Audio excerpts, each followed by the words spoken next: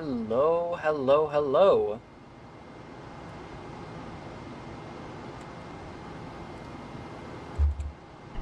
Welcome back, everyone.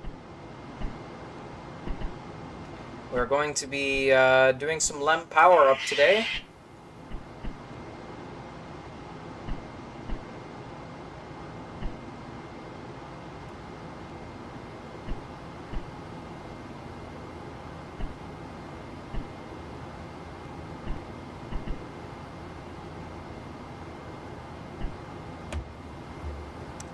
Get the comments pulled up. There we go.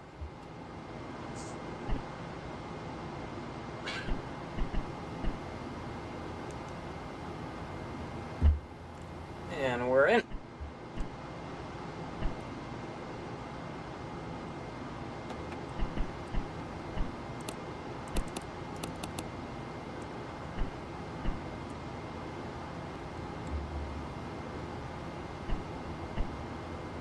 So how's everyone doing this fine day? I think we'll go SCS actually here, and we're gonna go like that. Save a little bit of fuel. Or actually, let's do that.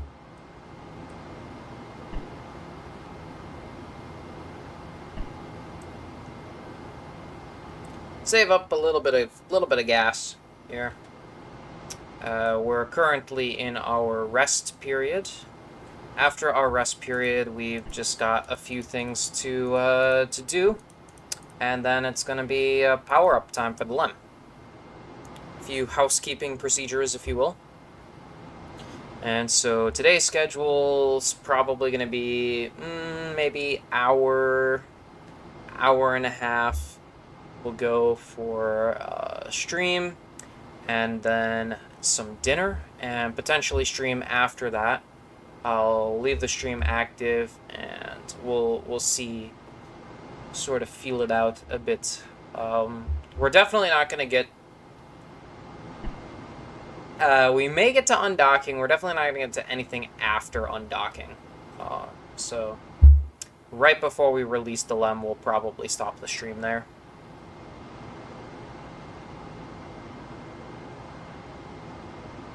So yeah, that's the plan for the day. I'm gonna close my door.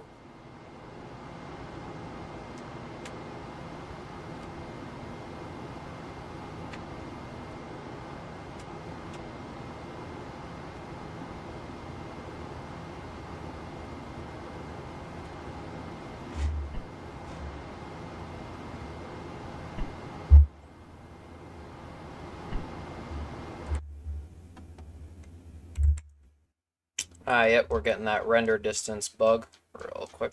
Just do that. And come on back.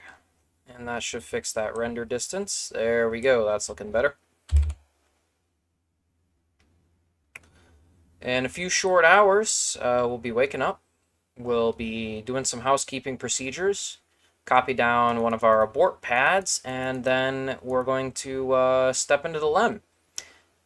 Just got a few, an H2 and O2 purge before that, but while we're equalizing pressure, we'll do those purge, and then we'll step into LEM, and we'll get everything everything activated and ready for us.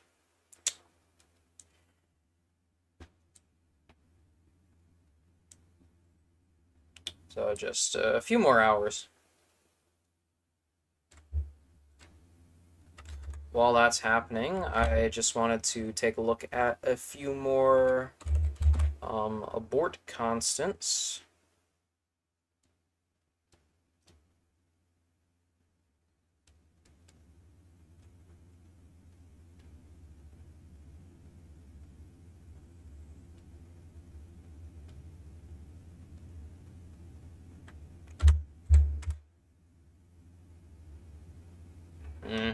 Okay, I see.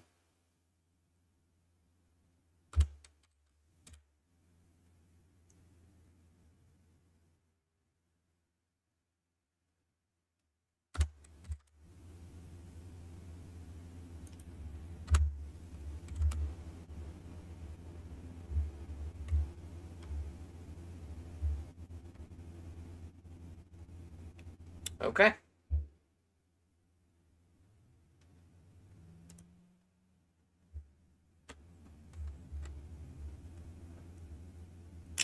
Oh, that all pretty much makes sense.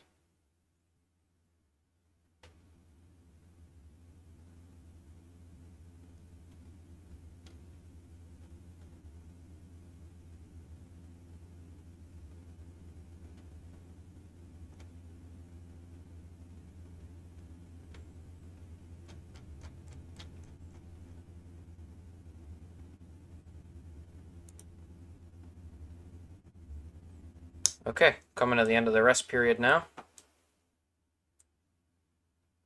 And then in just an hour, we'll begin our maneuvering of the spacecraft. So at this time, they're waking up, they're having their meal, you know, eating, whatever, they're getting news. You know, the famous broadcast where they talk about rabbit lady sitting under a tree.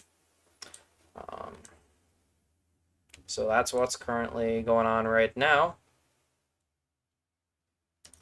Here at 95 hours now, we'll have LOS right very shortly. And right before LOS, yep, we get our TEI 30 maneuver. So while we are maneuvering the spacecraft to the instructed attitude, we will copy down this abort pad just in case it's required.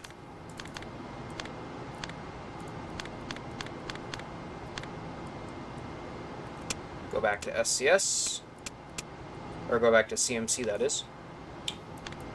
And we'll get that maneuver started.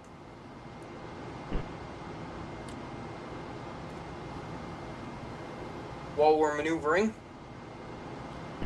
let's get this pad copied down. This is our TEI 30 maneuver pad.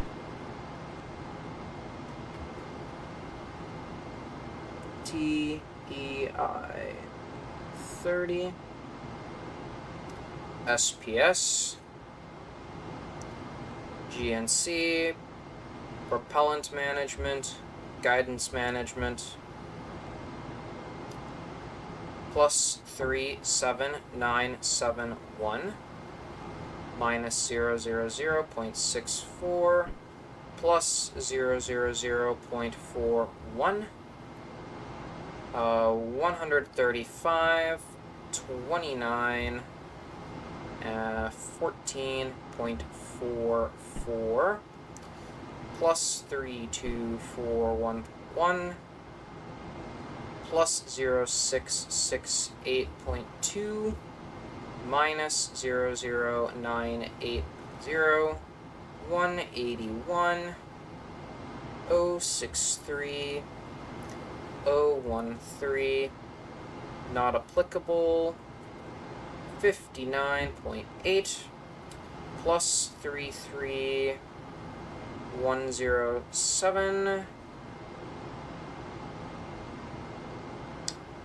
242 3291.6 23 plus 212.70 plus 11.900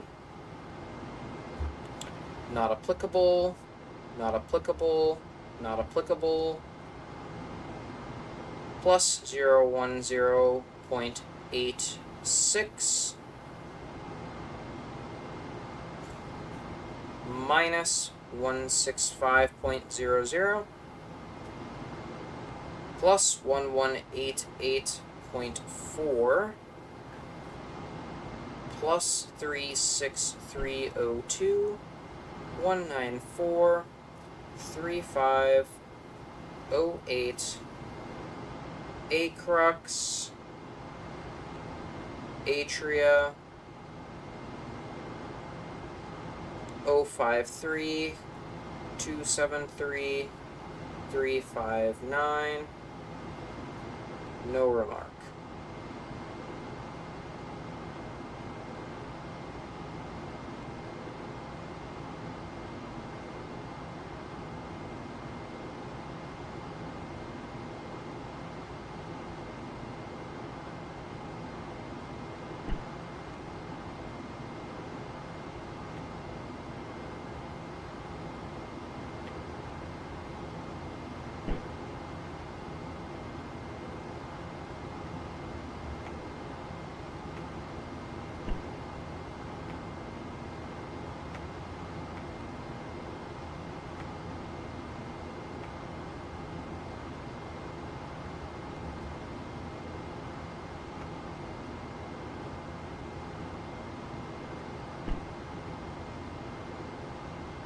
I'm trying to see where we lost a row here on the pad.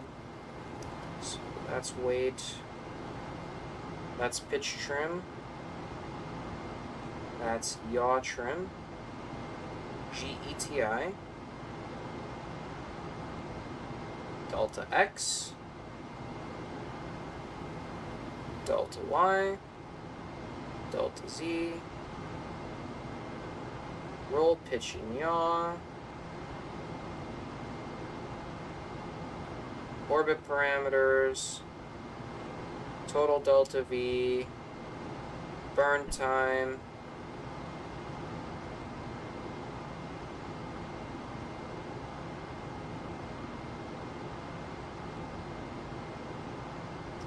Here's compensated delta V, which we forgot to note down on the other one.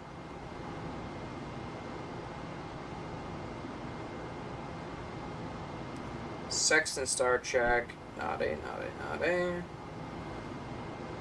Latitude, longitude. Range to go. Velocity. Time.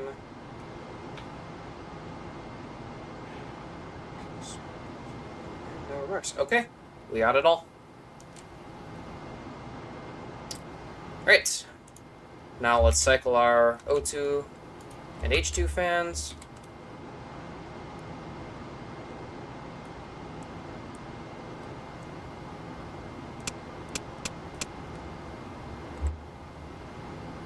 For 1 minute.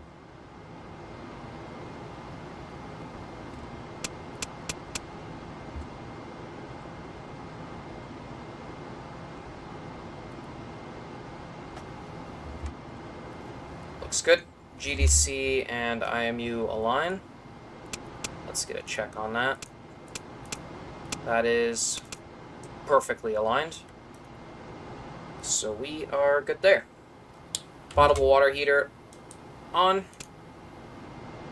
We already got our TEI 30 block data. So now we'll just cruise right on up to our procedures.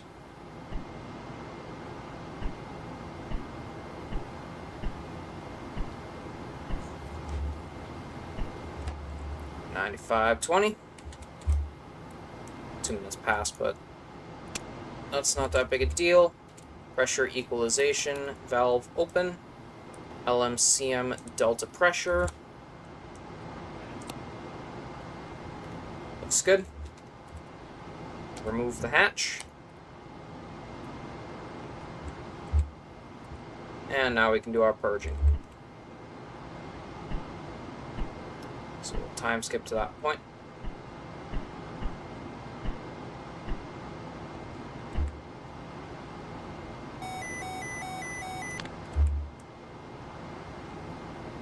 Okay.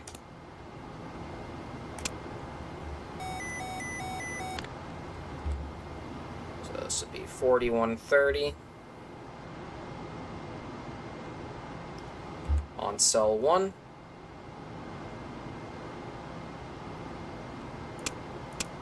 4250 on cell 2.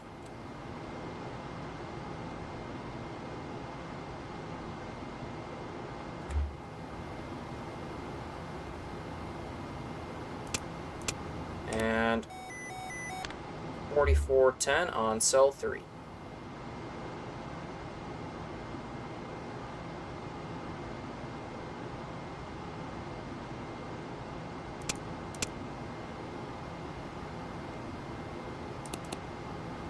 Now we do 4610 on cell 1.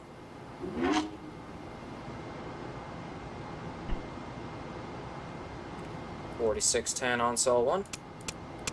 $47.10 on cell 48.10 on cell 2.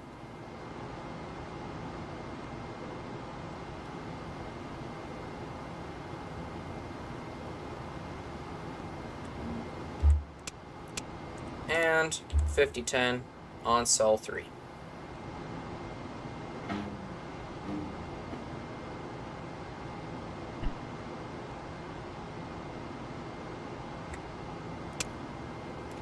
And there we go. That completes our purging. And now we can safely start the LEM tutorials.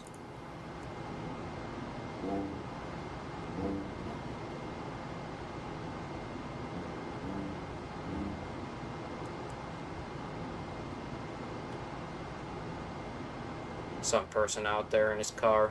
Alright, here we go. Okay, so LEM tutorial time.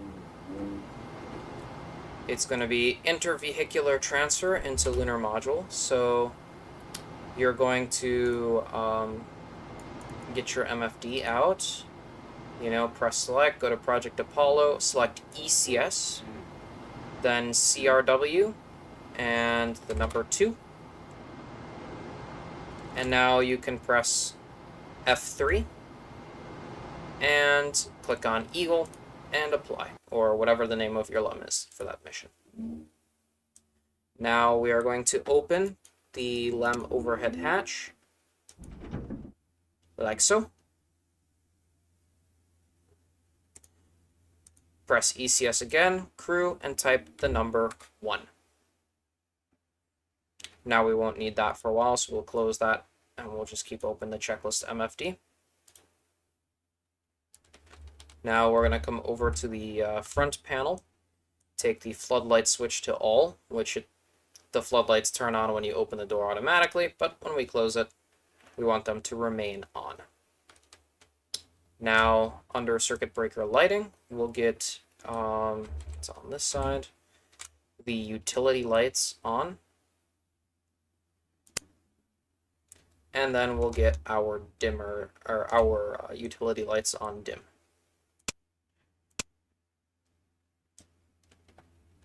We can open the descent water, open the descent O2, open cabin repress into the auto position, and close the cabin repress circuit breaker. Now we can transfer to Lunar Module power. So simply press F3, and now you can just select the previous button.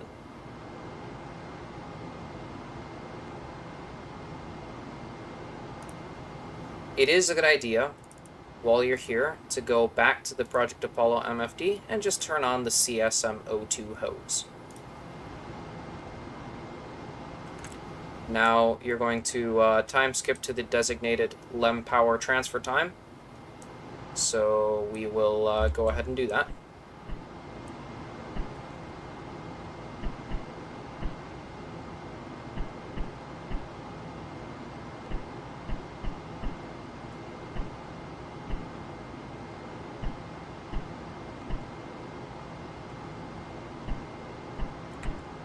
Okay, we're at our LEM transfer now, so we will take LEM power to reset, and it spring loads to off, and we'll open up the LEM power circuit breakers. And now for preparation for some other procedures in the future, we will call in V64 enter.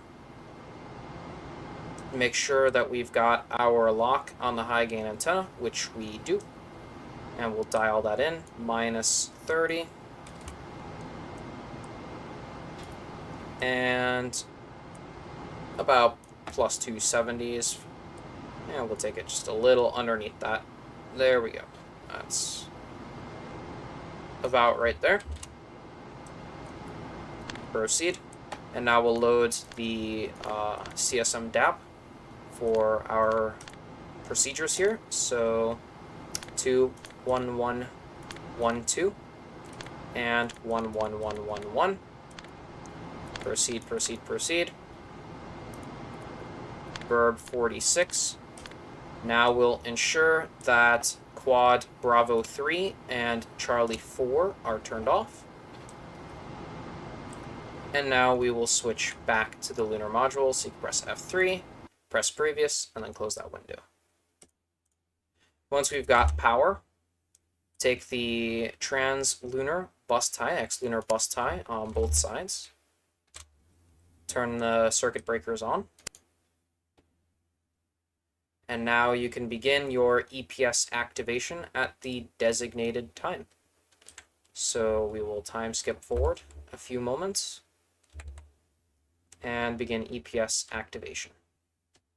So here we'll take the annunciators to bright, the integral lighting to bright, everything to bright. Circuit breaker, instrument signal conditioner 1. And now we'll take decent ECA control and we'll pop over to the other side.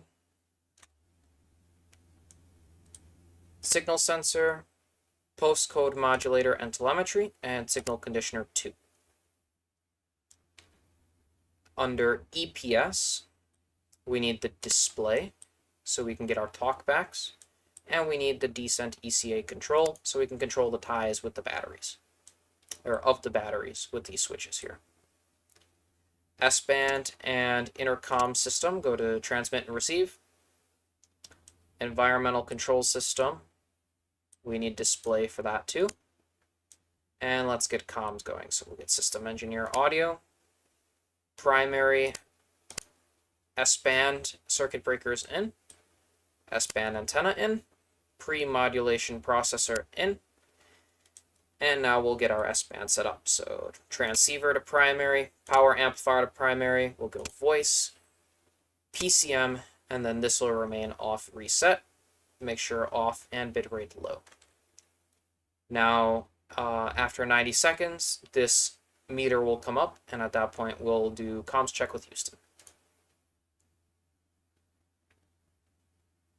So here, while we're waiting on that, let's get circuit breaker, EPS, cross-tie balance loads open, and now we will select high voltage taps.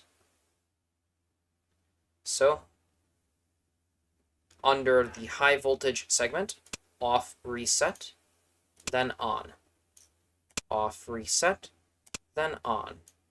Off reset, then on. Off reset, then on. Cross-tie balance load circuit breaker, close. Now we can hop over to the other side, and we need our AC bus inverter ties closed. AC bus volt closed. Inverter 1 closed, and the other side, inverter 2 closed. Move this knob to AC bus, and we check out. Inverter 1 is good, and inverter 2 is also good. Now we can go back and open inverter 1 after verifying that both of them are good.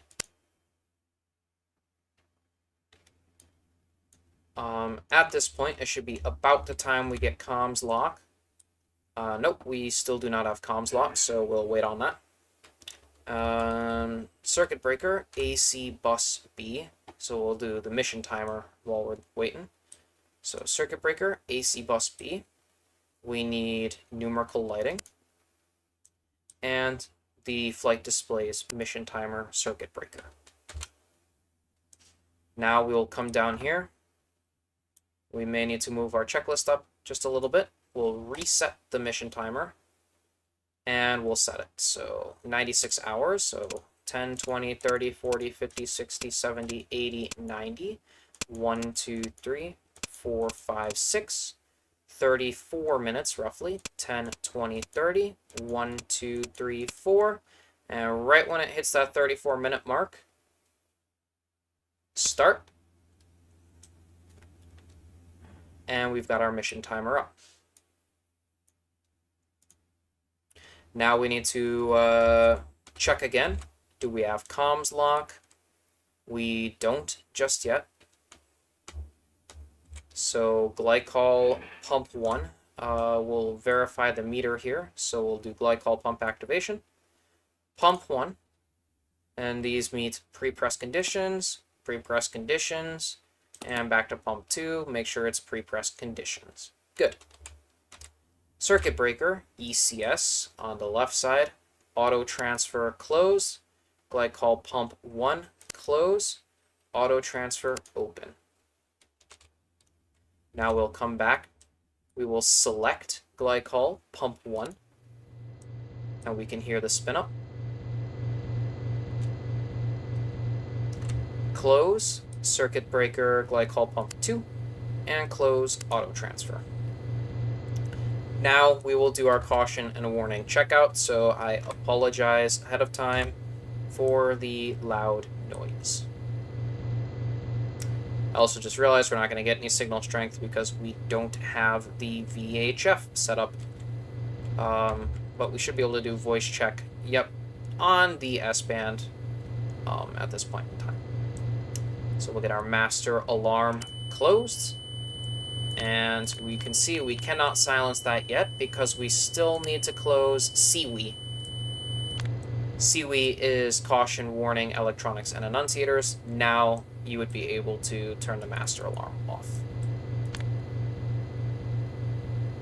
We'll also need our annunciators, docking, and component lights. And we'll need, under heaters, we'll need the display circuit breaker. And stabilization control, we'll need the engine control, and that's going to be on the left side. Now we'll take the RCS heaters into auto mode. And we'll just have a click through our temperatures and make sure they're all within the white band. It will specify which part of the white band you need to look for, but just for the time being, just make sure it's in the white. And all that is good. Back to landing. Now, we do our test. So here, we do the alarm tone test. That's good. Take it to CW1. Push master alarm. Now we check on CW1. Is the bank 1 lights on? All of them are on. Good. Now we'll go the engine push buttons and CW2. So we get, yep, engine push button is glowing, and bank 2 lights are on. Now we'll go bank 3. Bank 3 lights are on, and bank 4. Bank 4 lights are on. All are good. Now we'll check our component lights. We can see here we have 1 lunar contact bulb, which is burnt out, and we have 1 lunar contact bulb, which is good. So we are good there. Take it back to off, and that will complete that test. At this point in time, we need to get the boiler set up for cooling operations, or we're going to have lots of problems. So primary evaporator, number 1, open it. And now we will begin circuit breaker activation. So this is going to be a lot, so just follow through. Helium PQGS, that's propellant gauge, or propellant quantity gauging system. S-band, ordeal. Then the next one will be system engineer FDI. Bus ties are already closed. AC bus volts is closed. Good. Next is tape recorder. DECA gimbal, descent engine control actuator gimbal. And integral lighting. We can see we get nice lighting now. Next row, the shutoff valve, skip TCA breakers, and do the rest. So ISOL, Ascent feed, Ascent feed. Now close thrust, the CDR cross pointer, GASTA, CDR FTAI, COAS, ordeal. Under AC bus A, we need GASTA and CDR FTAI. Under propellants, close the only circuit breaker there is. Heaters, rendezvous radar, operate. Now under stabilization control, close ATCA pings. Engine start override. And now explosive devices, logic power A. And come to the next row. Under the heaters, here all 4 closed. And ECS is to be left alone. Under comms, we need up data link. We need the secondary S-band system. We need both VHF circuit breakers and skipping CDR audio, which is open for now. Now we'll go to the signal strength display and close. And we can close the LGC diski.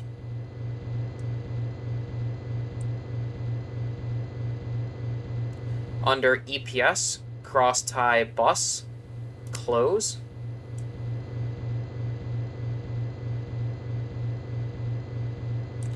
Ascent ECA, close. And the rest are good. We can come to the left side. Here we can see computer's up. We'll ignore it for now. Now, flight displays, both of these should be closed. Again, for the RCS, everything except your TCA breakers. So your two Ascent feeds, your isolation valve, your cross-feed valve needs to be closed, your temperature pressure display flags, your propellant gate quantity gauging system and display circuit breaker, and your main shutoff valve. Under propellants, we need all three of these closed. Display engine override logic, propellant gauging or propellant quantity gauging system, and Ascent helium regulator. Under lighting, track light needs to be closed, the rest should already be closed. Explosive devices will need logic B. Now under stabilization control, we'll get the engine arm, ATCA, the ATCA. We'll need ATCA eggs, and descent engine override. Under instrumentation, all of that is already closed. We'll need ECS, suit flow control closed as well. Next row, comms, display closed. We can see we've got our display now. And we'll also need the VHF circuit breakers closed. And the rest should be set. Under ECS, now, make sure that your suit fan 2 is closed, suit fan delta pressure, your diverter valve, and your CO2 sensor. Now under heaters, you'll close the 4 quad heaters, and the rest should be set up. Now under EPS, we'll just verify Ascent ECA needs to be closed. And the rest should be, cross-tie balance loads we can now open. And the rest we'll leave as is. Talkback verification, so we'll cycle CWE to clear up some of these lights and some of these talkbacks that we should be no longer having. So open and close and silence the alarm. You can see lots of lights turned off. That's good. We'll have a click through on our temperature gauge real quick. We can see RCS is coming up to temperature very nicely.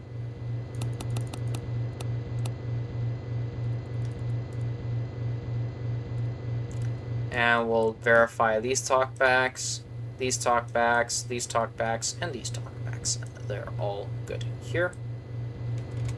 And the last one you would need to check, the recorder, is also good.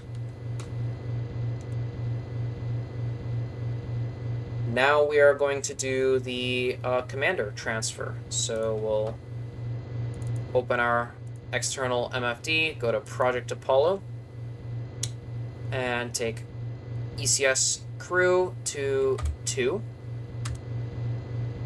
and switch vehicles. So we're going to make a save here.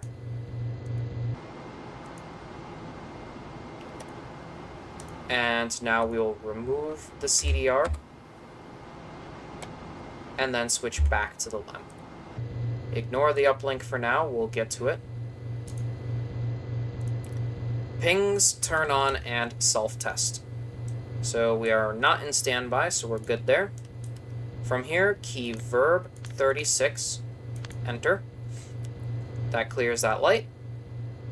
Verb 21, noun 01, enter.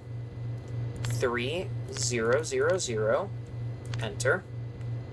2343, enter. Enter. 333, enter, 1, 0, 0, 0, 0, enter. Now take circuit breaker, pings, IMU operate, right here, to close, and we'll wait for the no attitude light.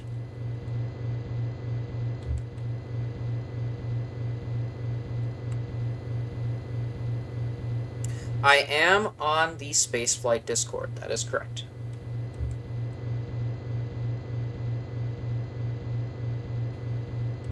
No attitude light is out. Verb 35. Make sure all those lights work. That's good. Now key reset. Verb 37. Enter. 0, 0. Enter. Now we need to check the counters. So verb 25. Noun 0, 1. Enter. 1, 3, 6, 5. Enter. And now we'll just set these. Oh, we did 0, 3, 6, 5. That is my bad. Hold on. So verb 37. Enter. 0, 0. Enter. Verb 25. Noun 0, 1. Enter. 1, 3, 6, 5. Enter. Now we'll set the next 3 rows to the default value, so which is 0. So enter, enter, enter. And that sets the default values. Yeah, no problem. It's my pleasure. I'm recording the LM Powerup procedures right now, and it will be uploaded at a later date for your reference. This is going to be a really long one, probably, but I'll split it into multiple parts, most likely. Verb 15, noun 0, 1, enter. 1, 3, 6, 5, enter. All 3 rows should be that 0, like we set it to. Verb 21, noun 27, enter. 1, 0, enter. That's going to start up these counters. And within 78 seconds, row 2 should be greater than row 3. Because we're on modern computers, which are fast, that is immediately true. I always like to wait for the next count just to verify, though. Now we can do verb 21, noun 27, enter, 0, enter. At this point, we can check our ECS stuff, and we're good here.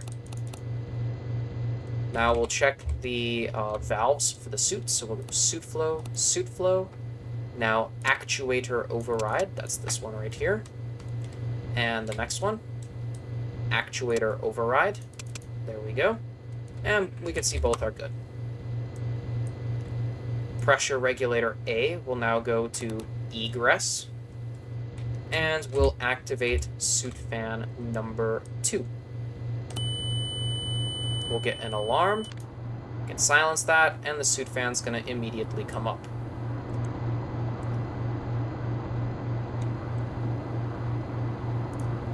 Now CDR can get on to LM ECS, so we'll go suit flow on the commander. Now we'll close the CDR circuit breaker for the audio,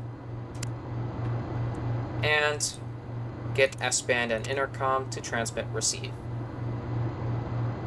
Now we'll perform the suit fan water separator check. So we'll go suit fan number 2.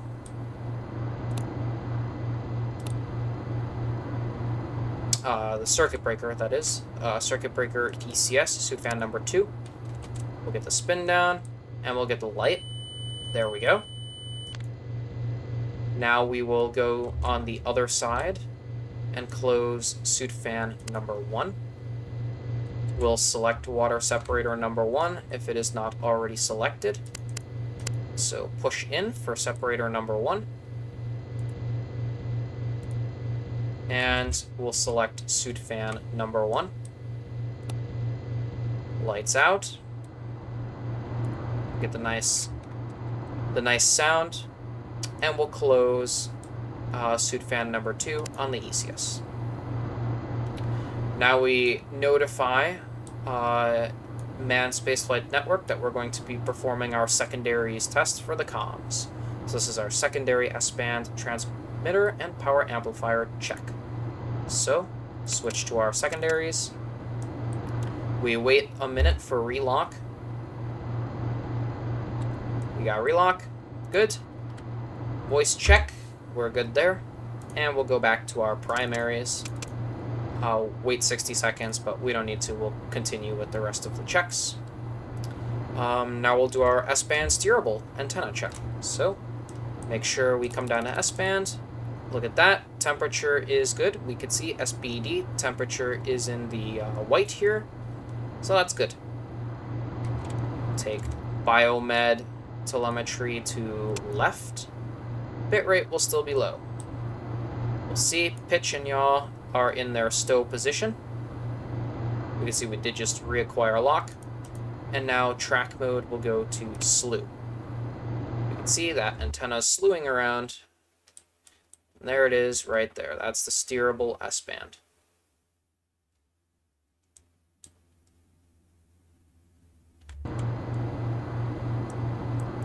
Now we'll go to 175 pitch and -5 yaw. Right there, that is good. S-band antenna to slew. And we can see, we just need to maybe adjust this a little bit.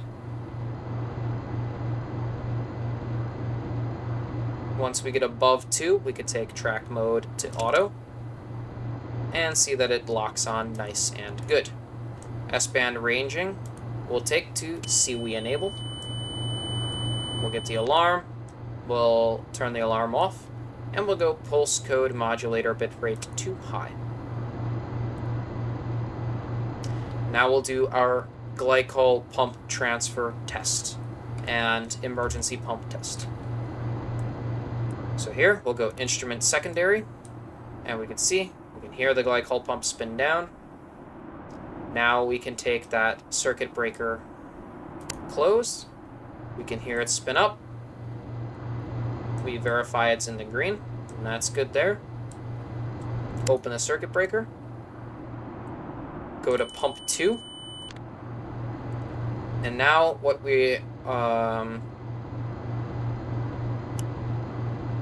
do is, yep, we're on pump 2. Good. Now we'll take the auto transfer circuit breaker. So we're gonna, let's take a look here. Open pump 2 like that. And we'll make sure we should hear it spin up again.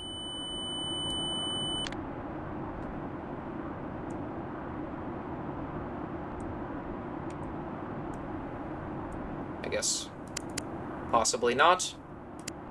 That is okay. We can open auto transfer. We know that the auto transfer function doesn't work. So we'll select pump 1, and we'll just keep that in mind. But auto transfer is normally not used anyways, so it's not a huge deal. VHF-B checkout. So we'll go to voice and receiver on.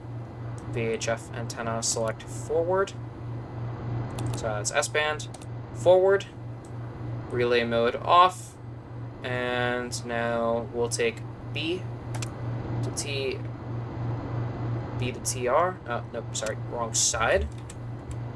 Everything is sort of duplicated in LM, so if you click something and it doesn't go through right away, try it on the other side.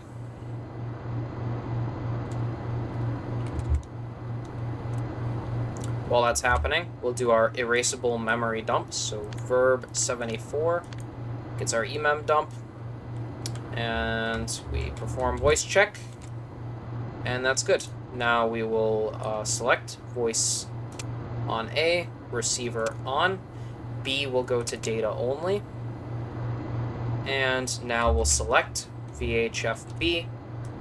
On the commander, we'll go receiver only, and A to transceive.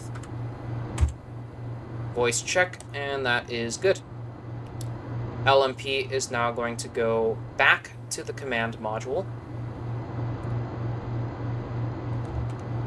So at this point, we'll go Systems Engineer Audio Open, Telemetry Biomed off, And we'll open another MFD and go to the Apollo MFD and select the ECS, then crew, and type in number 1 for one person in the cabin, and that is the CDR only now at this point. Switch to the command module. Remember to save every so often. These switches can sometimes cause crashing, so just remember to save every once in a while. Add the Lunar Module pilot. And now we can get our uplink. So verb 37, enter, 00, enter. Looks like I forgot to turn that off from last time. That's a-okay. We'll accept our uplink, and we'll also write down our P22 auto optics.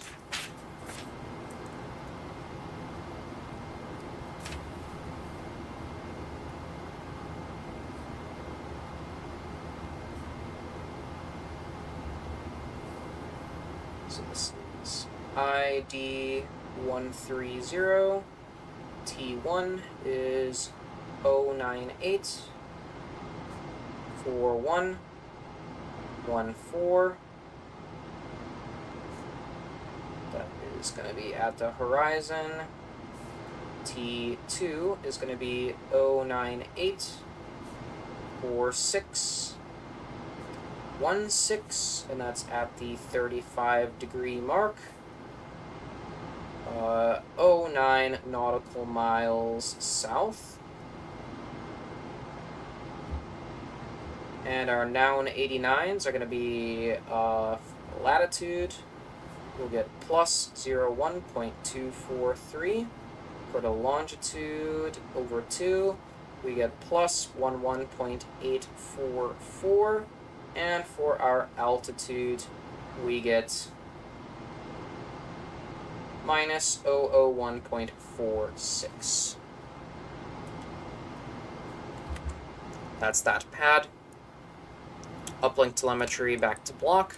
Verb 37, enter, 00, enter. And we'll get a CSM DAP pad coming in very shortly.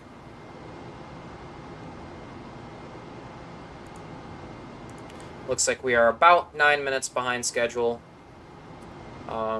So we'll need to do a P52 IMU Align preferred.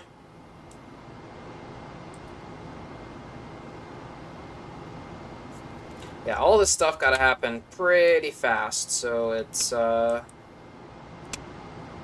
entirely good to, be sat explaining, but that's okay. If we need to, we can go back to a save, do something faster.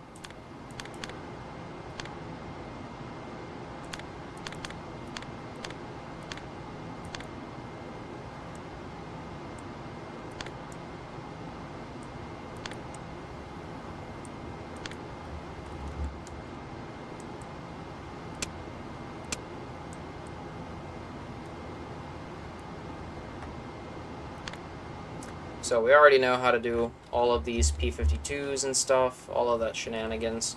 So I'm just going to quick speed through this.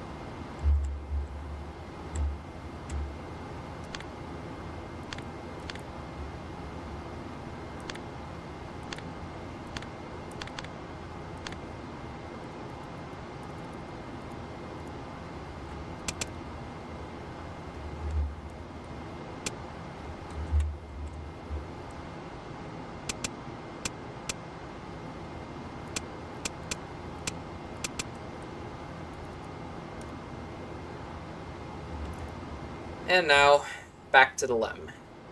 We have officially caught up.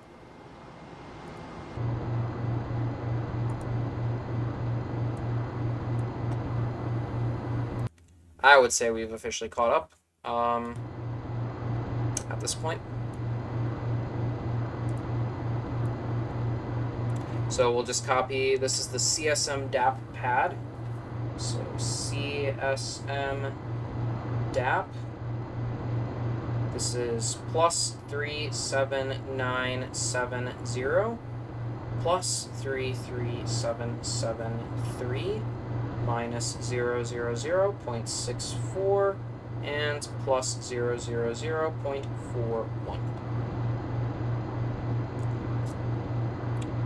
And from here, this is going to complete part 1 of the Lunar Module activation.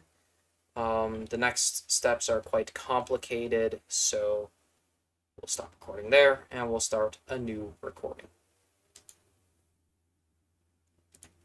Right, and let me title that real quick. So recording there has stopped. Let's title LM activation.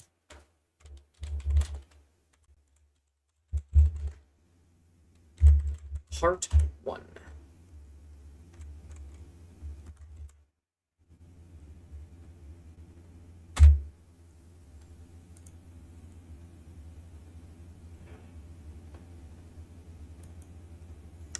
Okay, so this is LM activation part 2, and we are in the Lunar Module on LGC clock sync and time of FM update, or TFM. Time of ephemeral or something like that. It's basically the time of certain star positions in the sky. It's used for navigation purposes. So. On the LGC, verb 37, enter 00, enter. And now we will do verb 25, noun 36, enter. Now at this point, we are going to load the CSM time. So we'll go back to the CSM.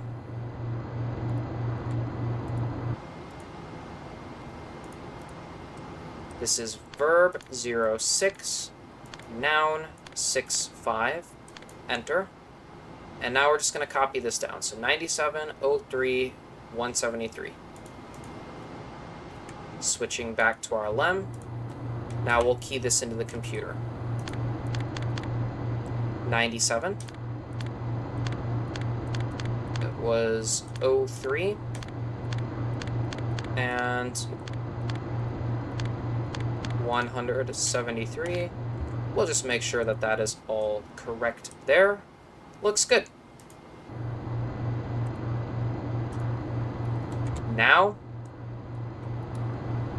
we key verb 06, noun 65, enter. And now we're going to switch to the CM. Make sure that this display is up. Switch back to the LEM, so 0665 is up here. Back to the LEM. Now we're going to open our Project Apollo MFD. If you're on some subview, just press the BCK key in the top left corner, and you're going to enter the LGC option, and then hit ENT, enter.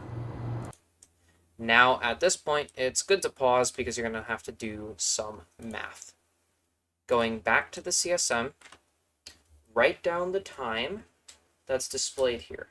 So the time is 97 hours, and it looks like 04 minutes, and 22.71 seconds. Switch back to the Lunar Module, and write down this time, which is 97 hours, 03 minutes, and 55.6 5.93 seconds. Now at this point, you need to calculate the difference in time. So for here, to get to that 4 minutes mark, we need to add 5.07 seconds. So we'll do 5.07 seconds, and that gets us to 4 minutes. And then we need to add the time of the seconds counter into the CSM, which was at 22.71 seconds, plus 22.71 seconds. And we can see that we need a difference of time of 27 seconds and 70.78 seconds. So that's our difference in time. Key verb 55, and you can load that in. So our difference in time was 0 hours, 0 minutes, but it was 27.78 seconds difference. All pluses here because we're going to increase the time by that much. Enter. Now we can do our verb 06, noun 65, enter. Hit enter on the Project Apollo MFD. Take a look. Is our mission timer synced up? And it looks really good, minus a couple milliseconds. We'll come back to the CSM and we'll take a look. It should say 9704, 5705. 9704. It looks like we were off by just 1 second. So we will come back to the LM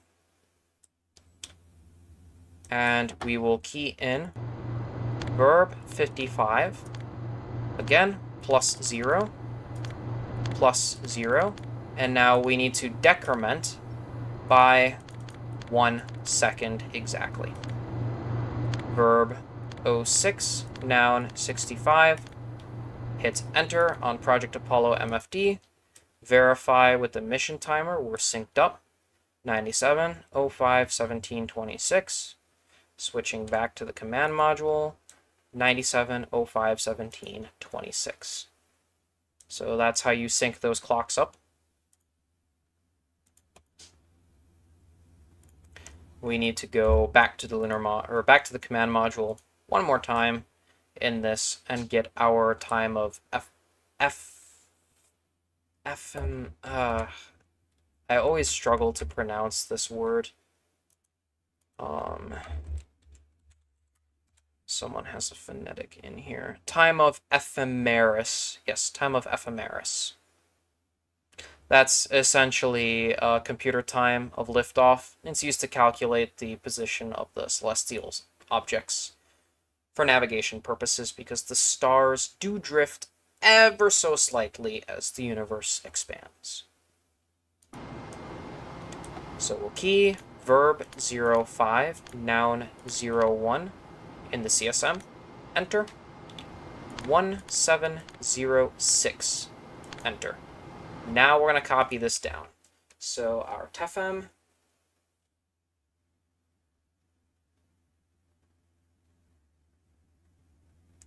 this is 00000 20017 and 20505.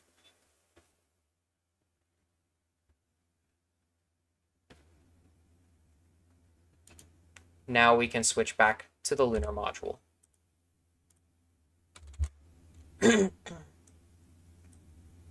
Yep, TFM. Time of Ephemeris. Key in verb 25, noun 01, enter. 1706, enter. And now we just load in what was the same thing in the CSM. So all zeros, 20017 and 20505. Enter. Now we verify. Verb 05, noun 01, enter. 1706, enter. And it is looking good. Now we can do our EMEM dump. Verb 74, enter. And at that point, we are sort of well above the schedule, it looks like. At 97:30, we've got our docked IMU course align. So we'll go back to the LEM, and we'll go back to the CSM, and we'll sort of make sure that everything here is set up for that IMU align.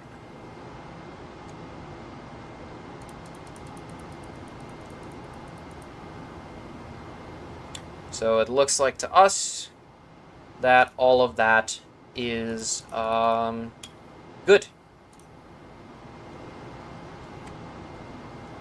There's nothing on the checklist in the CSM we missed, no getting into attitudes and stuff we missed, and that's mainly what we're checking for here. So at this point, we are roughly 20 minutes ahead of schedule. So we'll take any questions at all. If not,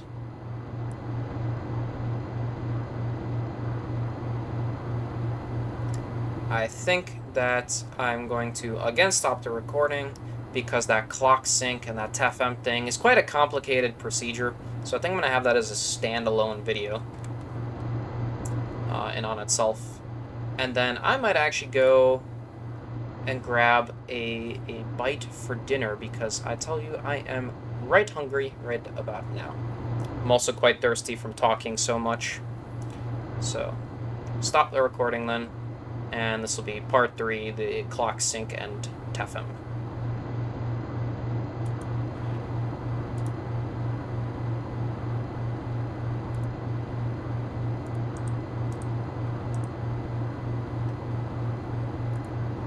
So that's LM Activation, LGC clock sync, and Ephemeris, or time of Ephemeris update. There we go. And that's going to be part 2 of the activation.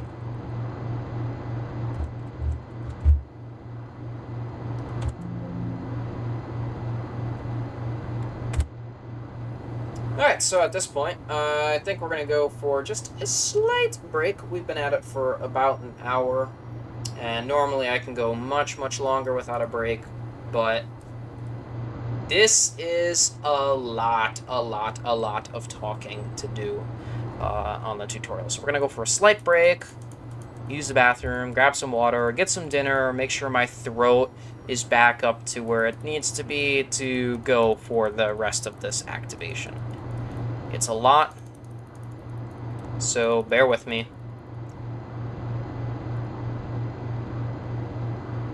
So we're gonna do pause here, and are we sort of paused at a good spot?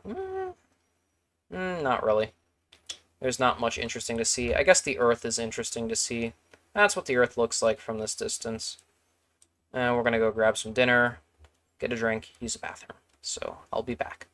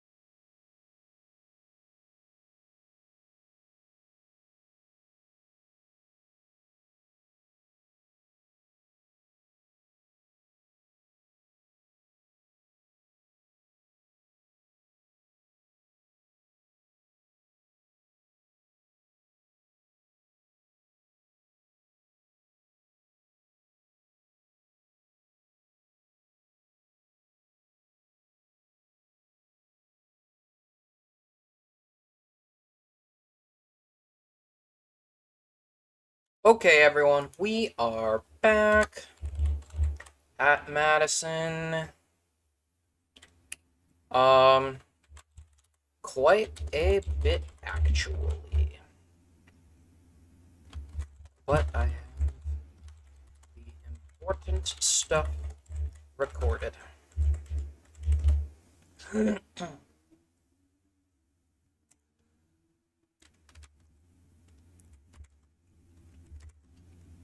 So we are back. Cruise off break.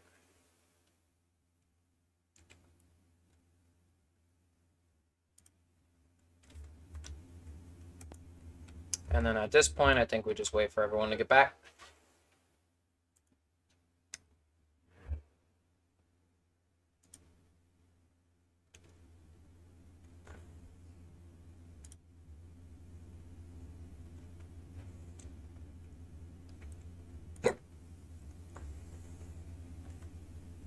All right. So at this point, all we need to do now is a docked IMU align. Yeah, sorry, I was getting hangry and my throat was hurting.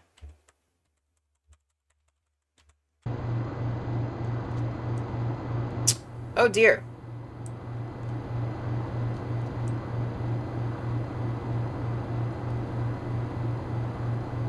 Well, them's a bit of a problem.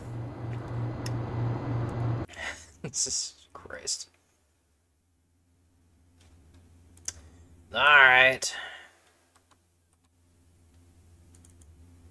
Accidentally time skip times 100 when PCM bitrate was set to high. My bad. That's fine. Let's take a look at scenarios. When was the last quick save?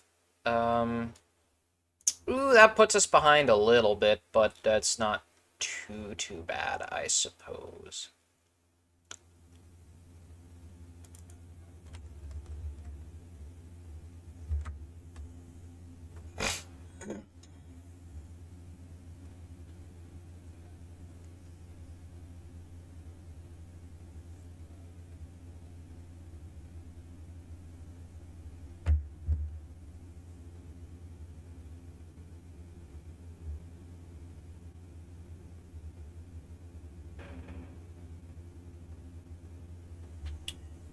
Oh man, that really sucks. That puts us behind just a tiny bit.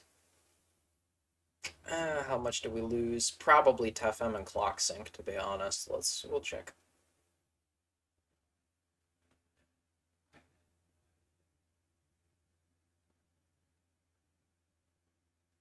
What did you miss? Well, less now. That's what you missed. Yep, LGC clock sync and TFM update again.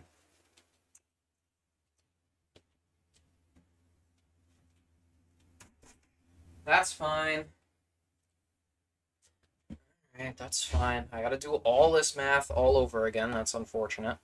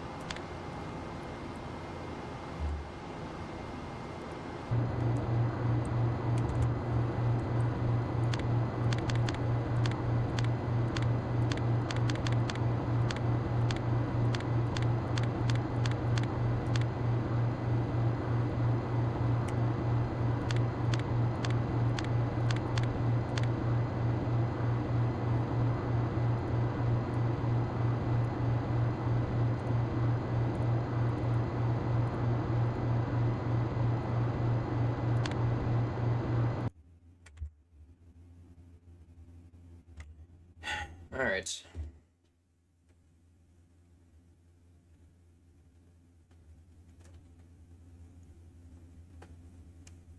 My fault. My fault.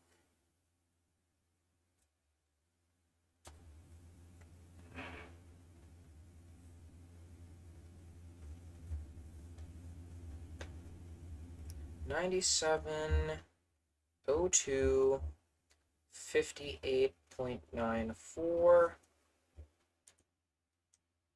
9703 1540 9703 1540. So to get to that, we need 1.06 seconds plus 15.4.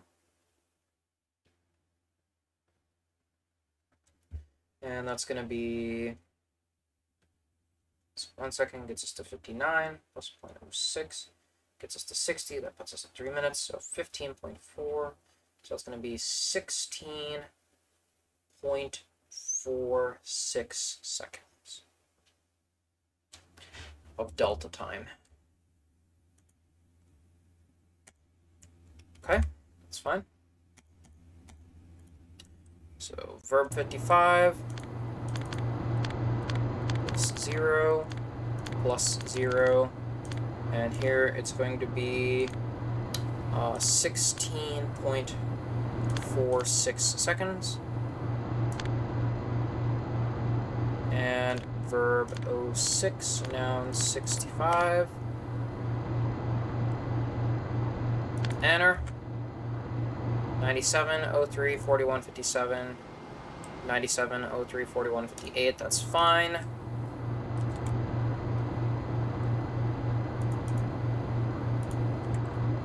And then the TFM should still be the same. Just in case, let's check it. Verb 05, noun 01, enter. 1706, enter. Yep, very good.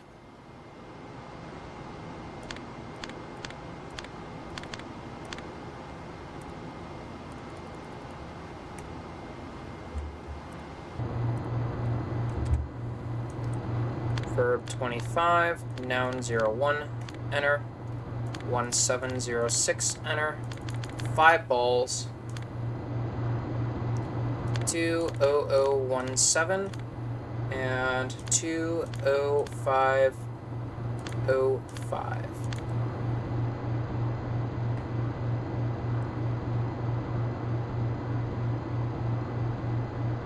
Okay, that gets us all synced. Let's verify. Verb 05, noun 01, enter. 1706, enter. That's good. Verb 74 for that EMEM dump, and we are good there. Now we're lined up perfectly. Let's save. And let's not be too hasty with the time skip, shall we?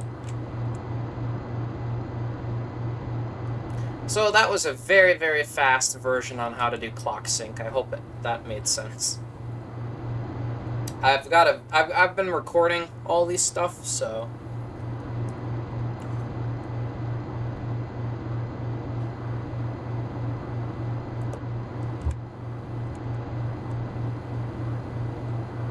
yeah, I've been recording all that stuff, so we're good there.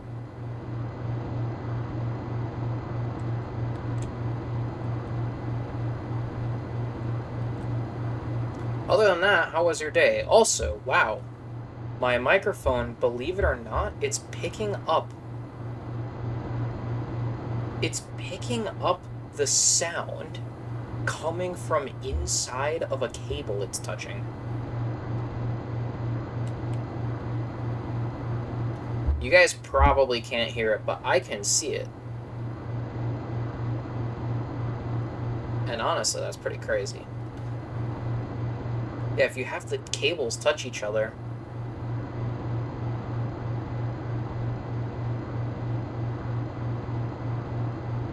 Wow.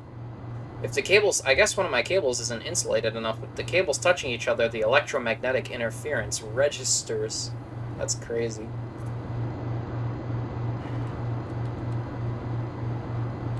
Yeah, day's been pretty good. That's good.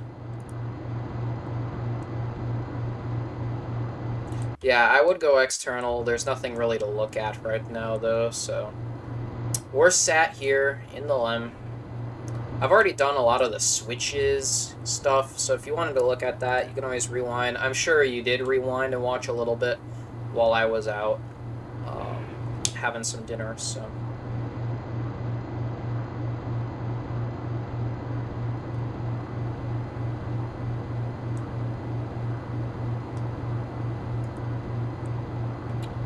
Okay, we are pretty much at docked IMU Align.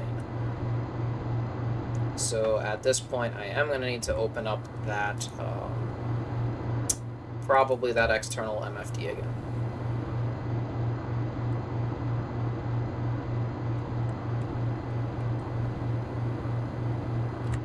Okay, so CSM is verify in minimum attitude deadband hold. Let's make this the most minimum attitude deadband hold we can possibly get.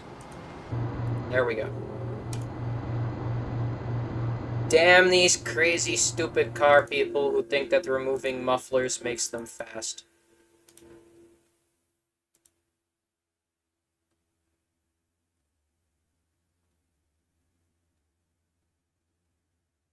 Thank you very much. So, in the Apollo MFD checklist, we get the gimbal conversions. Phew! Thank goodness, right? Because, yikes, yeah. If I had to do all this math, it would be ridiculous. So you got your O, your I, and your M. Make sure your alignment reference is identical.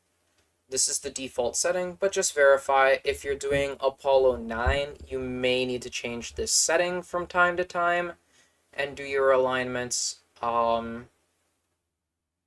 Yeah, I don't know if I'm going to do an Apollo 9 LEM startup procedure. It's all the same except pretty much these steps. You guys are smart enough to figure it out. Anyways. Yeah, so you calculate your LEM gimbal angles, which it has graciously already calculated for us. So to do that, verb 41, noun 20, enter, and now you're going to load your gimbal angles. One of the benefits of reloading, actually, is that we are completely still right now. That happens when you reload, so we don't have to deal with punching in numbers and sort of waiting till they line up or anything crazy like that, or a fine align that's too crazy. We just punch these numbers in. They're completely stationary right now. Kind of cheating, but the game decided to crash on me, so it's paying me reparations. Plus 17329, enter, plus 04889, enter, plus 35674. Now you'll see when I zoom out and I hit enter, check out what happens. No attitude light, look at the ball.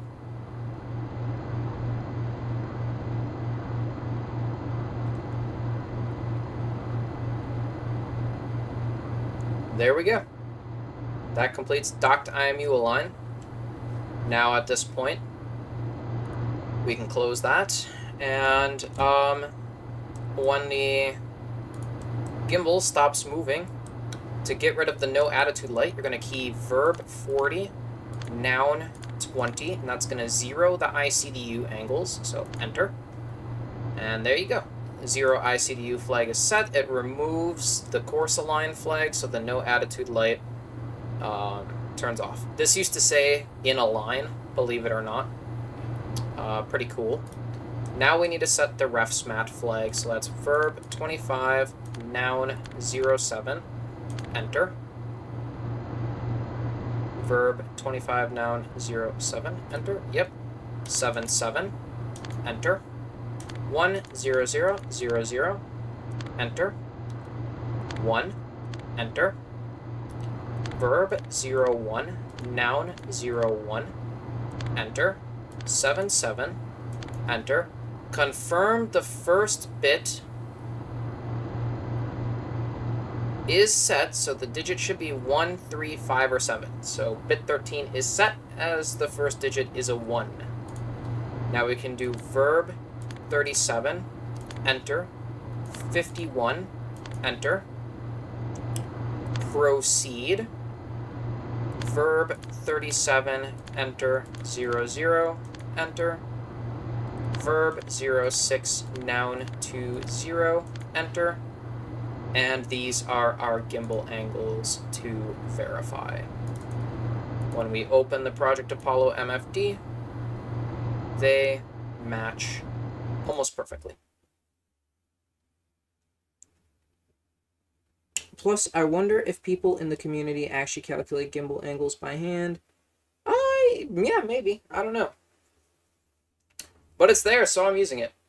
Anyways, the bit 13 stuff and the program 51 is to make sure that, so we're telling the computer now how the IMU is oriented at this point.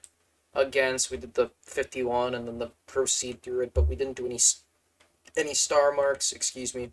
That's just a special procedure you have to do on activation, so that's about it in terms of that. So here we don't need this window anymore. Now we could take the S-band pitch to +90 and yaw to 0. And then go back to slew. And if we can see it, we cannot. I wonder if we can see it if we turn a light on. No is the answer to that. Alright. That's fine. We'll take a look at it later. So, slew. And now S-band antenna pitch to +165. And yaw to +66.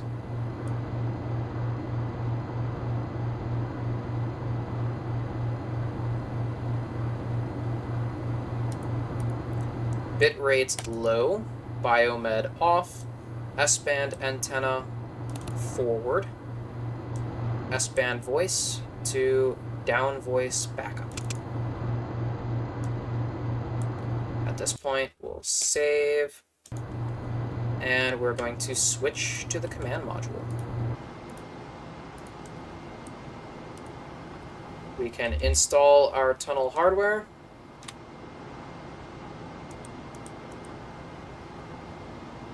Yes, we begin installing the tunnel at this point. So we can remove the CSM O2 hose as well. So ECS hose, disconnect. And we can turn off our roll jets here for another procedure we're about to do. Ooh, I also realized I wasn't recording. Ooh, that's unfortunate.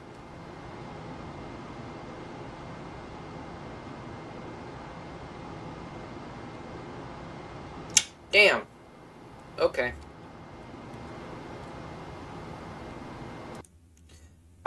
Madison, can you please put the current stream time in the chat?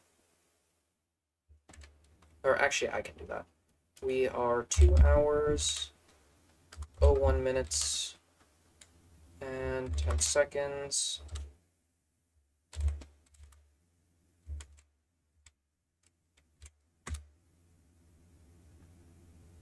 I'm going to go back and take a snippet from the stream later.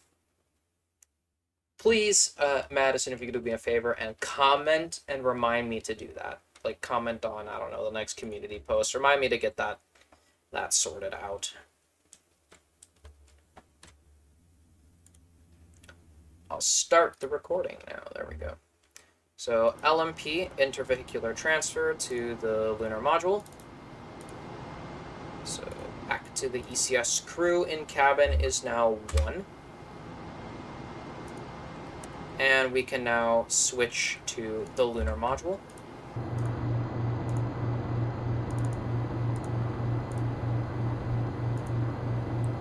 And crew in cabin is now 2. Now we'll get LMP to LM ECS. So here we go, suit flow. And close the COM circuit breaker and get the LMP on comms. Oops, there we go.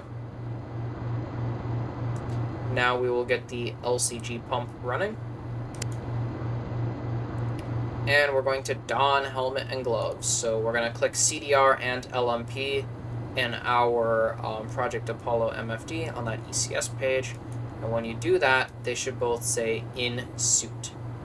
Now at this point, you can close the window, and we're slightly ahead of schedule.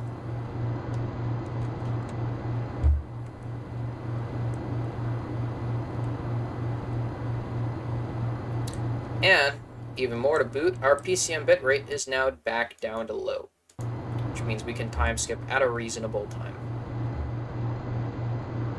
Thank you very much, Madison. Appreciate it.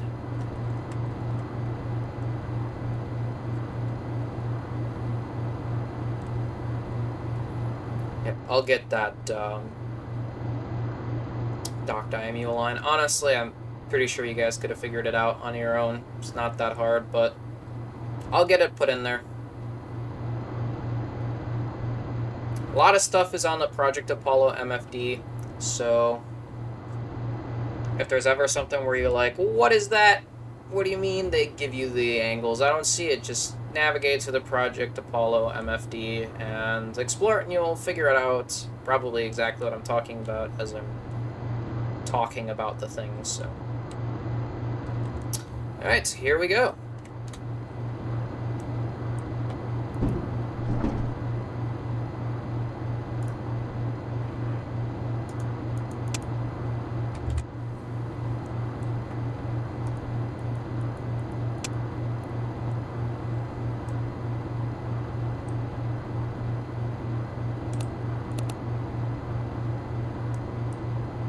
Hatch is closed. Now we'll switch to the command module. Install tunnel hardware. Close the pressure equalization valve. And now we will vent the tunnel. We're going to vent until the tunnel is greater than 3 delta pressure.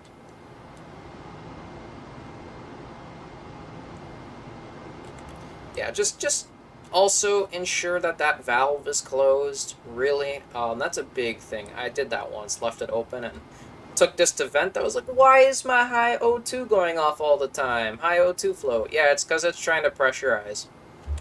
Crazy concept, I know. Let's take a look. Where are we at? Almost above 3. Give it another 30 seconds or so.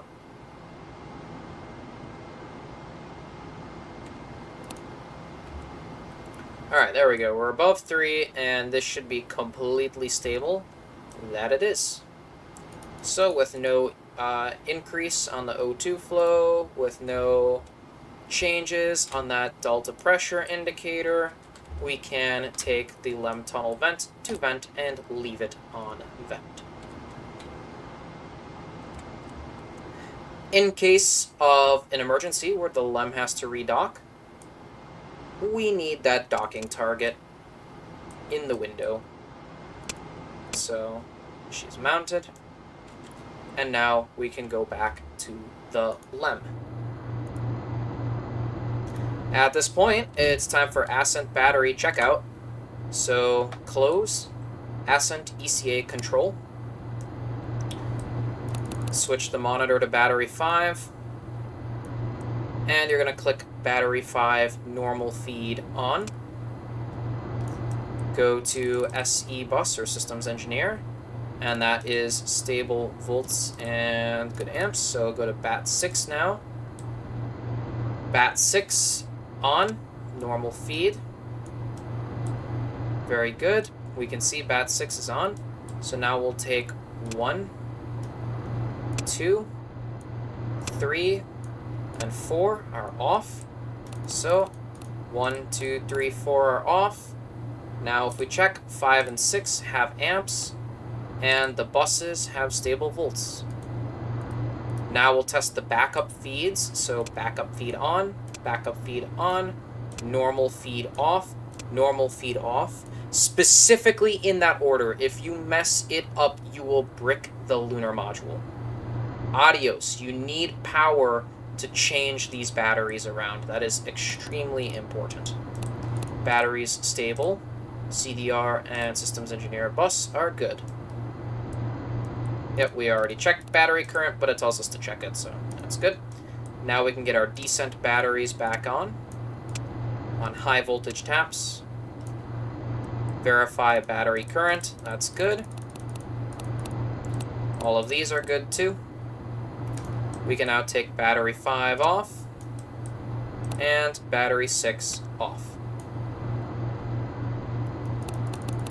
1, 2, 3, 4, 5, and 6 all check out good. Open Ascent ECA control. Hello, James. Yes, you need power to tie power to the bus. You need power to close that relay. So if you go through and you click all this off right now, you will never get it back on. Be very, very careful. Well, you're still attached to the CM, so you can always supply umbilical power, but just don't do it. Just don't, because we'd have to reactivate all the computers and stuff, and no. Explosive device volts, go bat A, check, look at that, it's in that zone, so we know that this zone specifically is marked for the ED stuff, so that's good, and battery B shows the same, that is good. And now we can do the ARS pressure integrity check.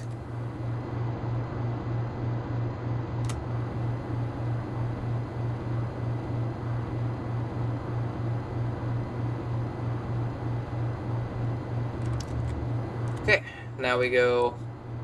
Yes, when they say go back to block, they're either referring to moving this switch from data back to off, or moving this switch from accept back to block. Very simple.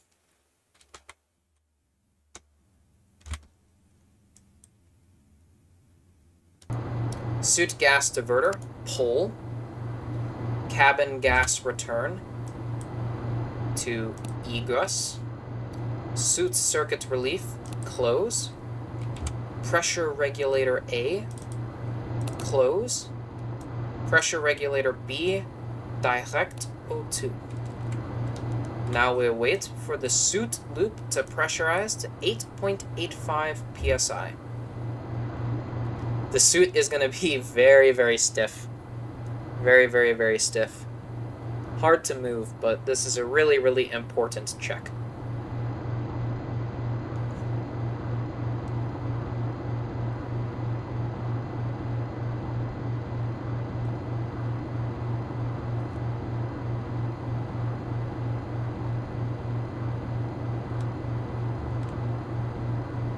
Okay, this is taking way too long. Let's bump up the time compression a little bit. I don't have all day. None of us have all day. 8.5, 6, 7, 8, basically 8.9, that's good. We can close that off. Now we're going to monitor the cuff gauge on the suit, but because we can't literally do that, we'll just monitor this gauge here. In 1 minute, it should fall less than 0.3, and that looks good. Now we'll select CO2 canister secondary. CO2 component light should be on, and again, it should be falling less than 0.3 in a minute, and that looks really good. Hey, 12th orbit of the moon. Okay, we can go back to CO2 canister primary. That CO2 component light should turn off. And now we'll get suit circuit relief back to auto. Pressure regulators to cabin and cabin. Suit gas return to auto. Cabin gas return to auto. And suit gas diverter push. That's going to bring the pressure down. Very good.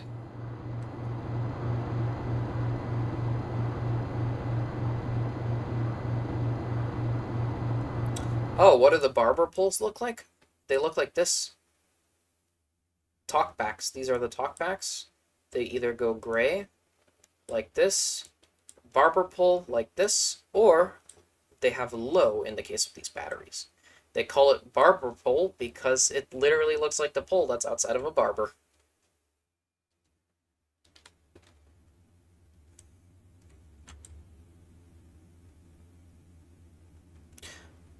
Okay, so at this point, we need to verify that the LEM tunnel vent valve is closed at this time. And then we can reopen it once this specific test is done. So, cabin gas return is going to go to egress. Pressure regulator B to egress. Suit gas diverter, that's already set up. Now we get the forward cabin dump open. Open. So we're going to start venting all that pressure, all that sweet, sweet pressure.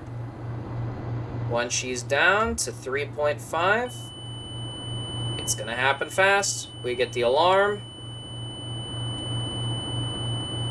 Okay, 3.5, close that off. And we can see it's going to repress automatically. Now close pressure regulator A. Cabin repress close. Now we open the forward cabin dump again.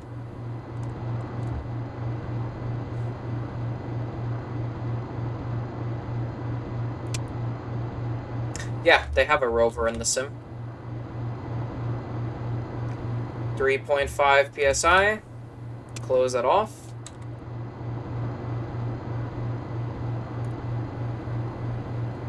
Pressure regulator B. Close. Suit circuit relief. Open. And now we're going to let the suit circuit fall to 3.5. Should fall to the same as the cabin, basically. There we go. Same as the cabin. Good. Now we're going to get suit circuit relief back to auto.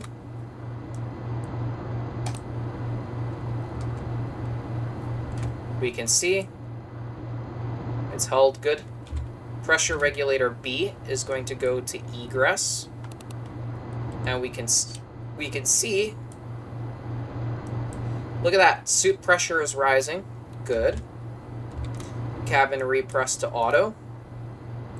Now we can take A to cabin, B to cabin,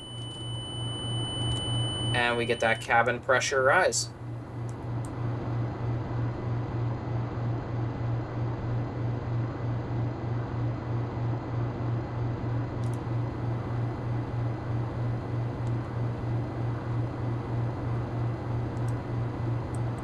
Pressures are looking really stable now.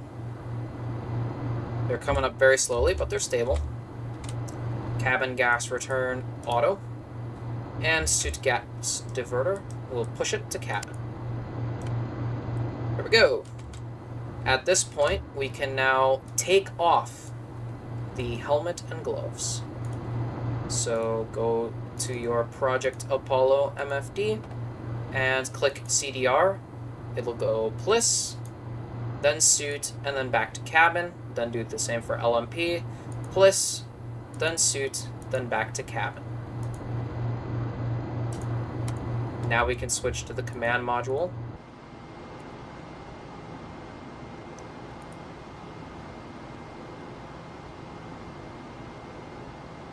And at 98:15, we'll enable our roll jets and maneuver.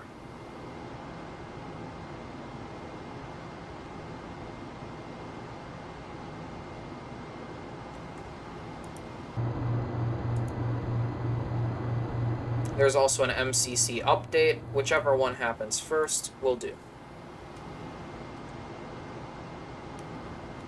So we will skip very slowly now.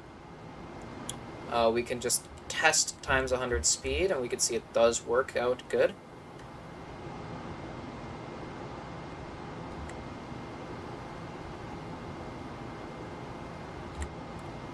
Minutes. Here we go. We'll enable our roll jets. There's the moon. It looks really good, actually. And let's get that maneuver going. Verb 49, enter. Verb 25, enter. And let's get that maneuver up.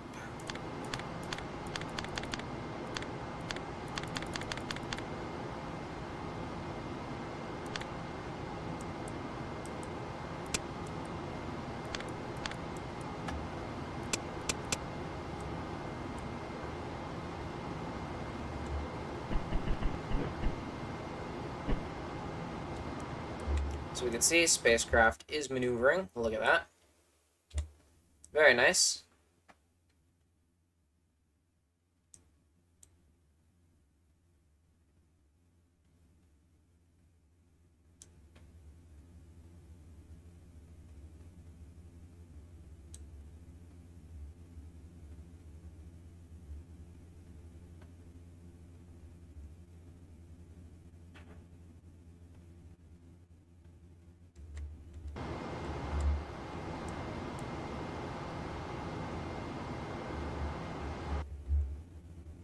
Oh, wow, that's...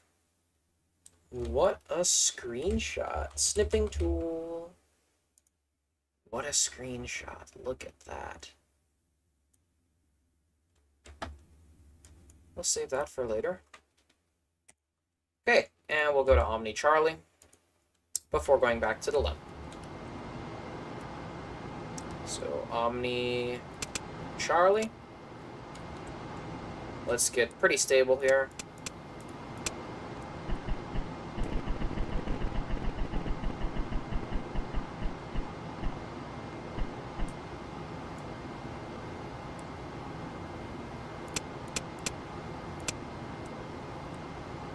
And we'll get us back to the LEM.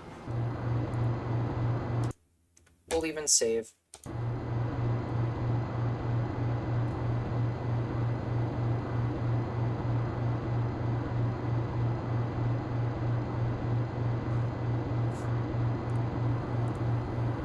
Okay, all we're waiting on is the LM DAP.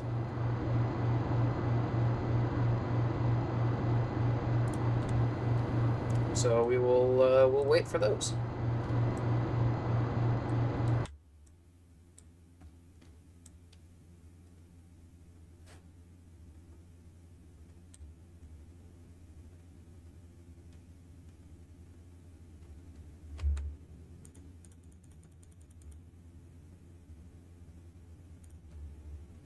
There we go, LM DAP. And our gyro torquing angles, nice. So, LM DAP and gyro torquing angles. LM DAP is plus 33773, plus 37964, plus 006.00, plus 006.00, gyro torque angle is minus 00.107, minus 00.048, and minus 00.008. Those are our torquing angles. Now we can do the rate gyro check. This is a pretty simple procedure. Verify LEM is holding attitude pretty nicely. Yep. Or by LEM I mean CM. So gyro test, we'll do positive rate on roll, like this. Positive rate, good. Pitch, positive rate, good. Yaw, positive rate, good. Then negative rate, good. Pitch, negative rate, good. Roll, negative rate, good. And now rate scale to 5 degrees per second. Roll, positive rate, good. Pitch, positive rate, good.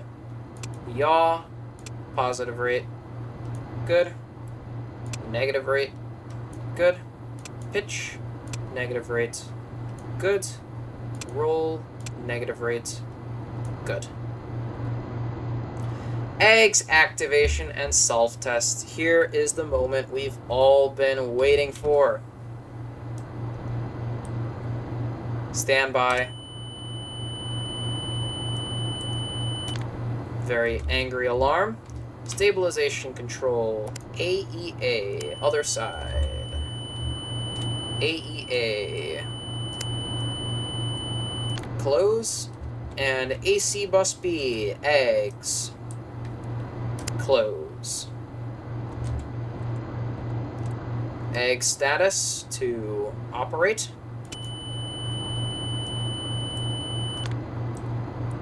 Caution and warning reset. Back to descent. Okay. Now, 0, 0, 0 plus 8, 8, 8, 8, 8. So we're just checking the display to see if it works, and 8, there we go. All of that is in nicely.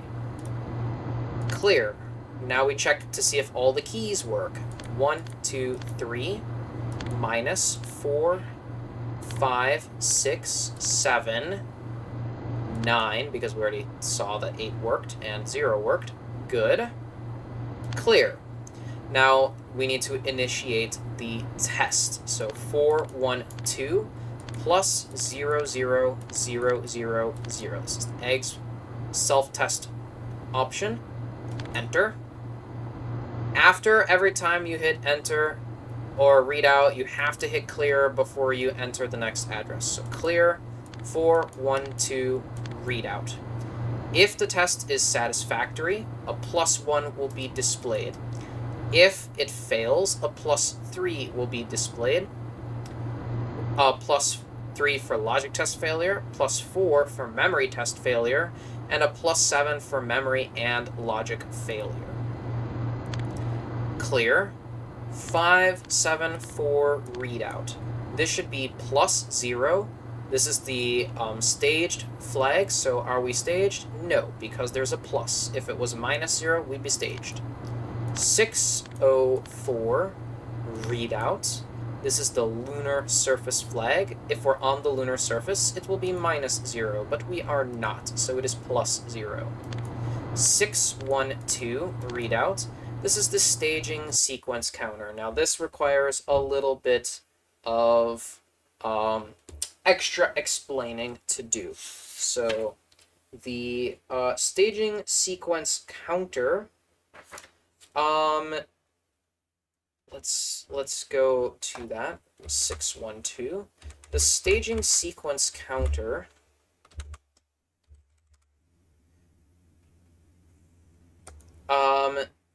this is an interesting one.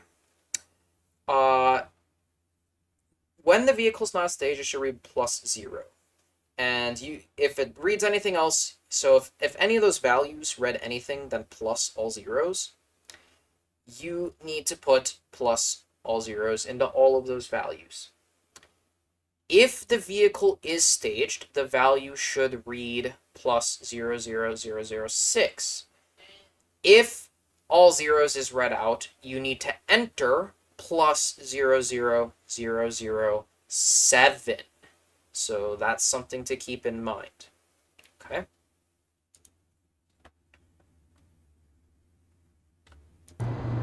Now, we can clear the display and go back to the CM. Here we have a P22 auto optics to do.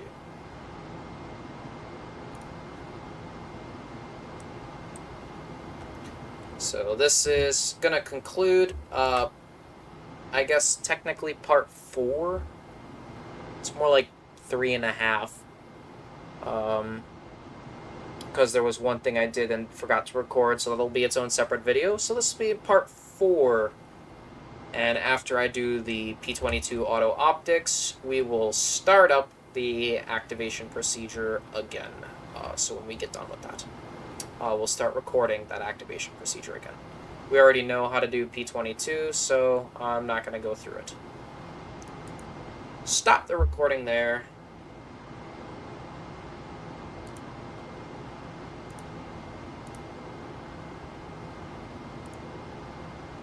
And let's go forward.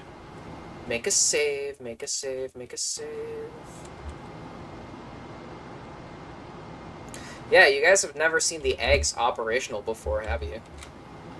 That's not new in NAS, but that is not in re-entry, so I imagine you guys probably never seen that before, so it's a pretty nifty one.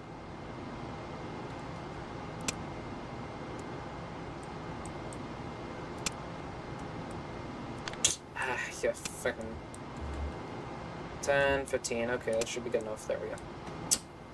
Optics mode, CMC. Now, if we look through the optics, yep, looking right at the surface. Verb 37, enter. 22, enter. Of course, of course. While the computer's loading, let me show you that. So the SCE to aux. Here's SCE. These 3 switches relate to telemetry. So we've got signal conditioning equipment, and to get that to aux, they simply just flicked it down. Aux is down, norm is up, middle is off. PMP, this is the pre-modulation processor, same thing. And then this is the pulsed code modulator bit rate. This cannot be turned off, it can only be low or high. So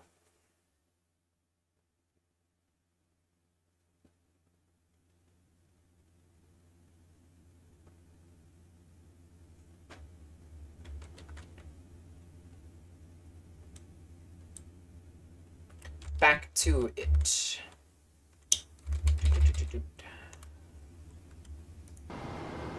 Proceed.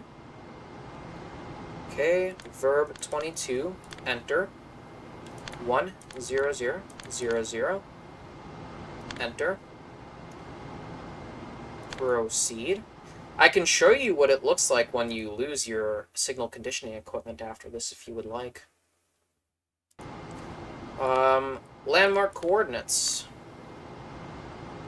They are 0, 1, 2, 4, 3. Now you know why I write everything down, because look at this. This was like 4 pads ago. This was 4 pads ago. So, yeah, always write stuff down. Plus 11844 minus 00146. Enter. Optics mode is CMC. Proceed.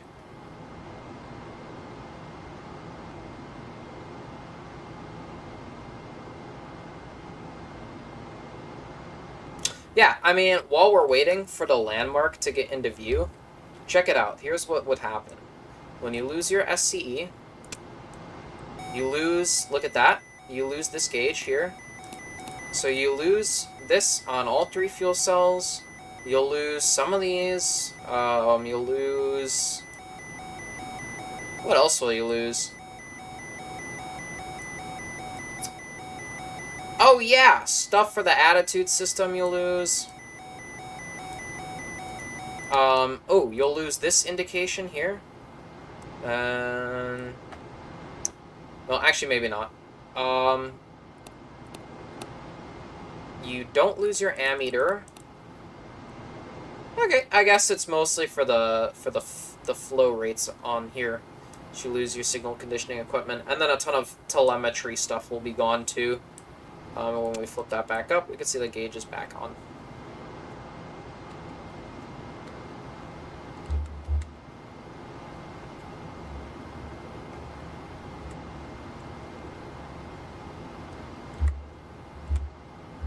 Okay.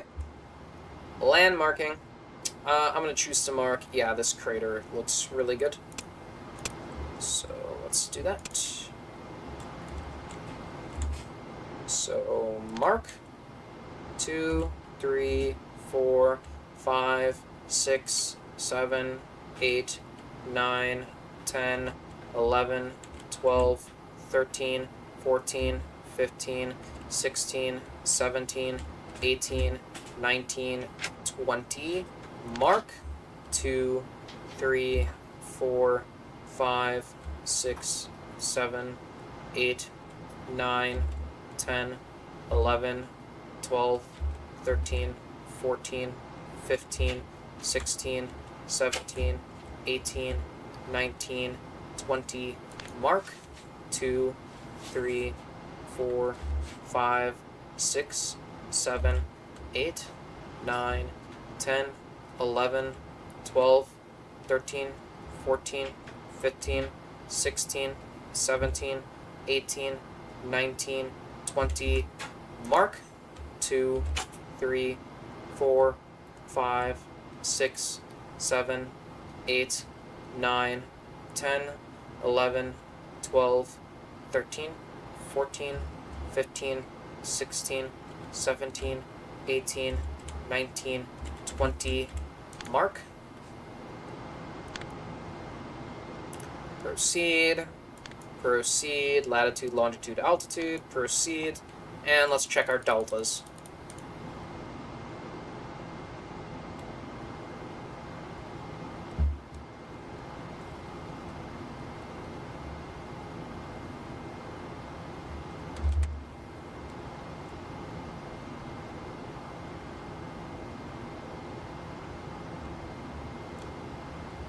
It's taking a bit to compute. Okay, our deltas show 0, so we've got our perfect marks. That's good. Verb 32, enter. Verb 37, enter. 0, 0, enter. Yeah, I really like looking out the optics at the moon. It's actually great. It's even better on the Earth, actually. This view is better on the moon. This view is way better on the Earth. Like, holy smokes, that view looks great on the Earth.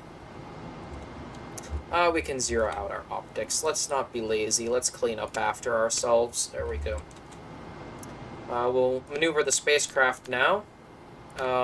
This time to pitch 14.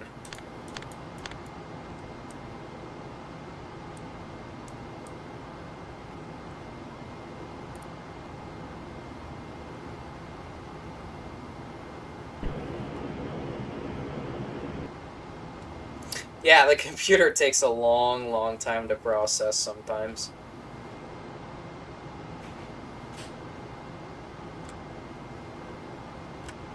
So we're gonna do our small pitch around maneuver here.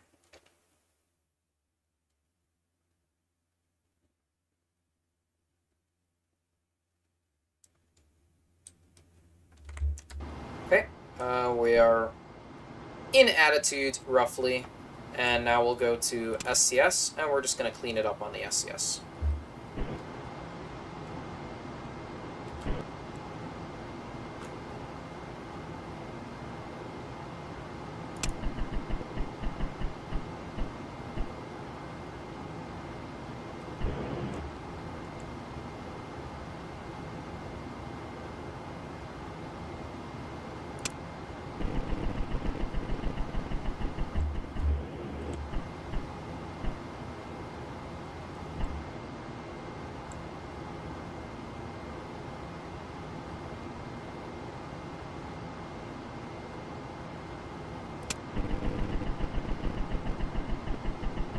There we go.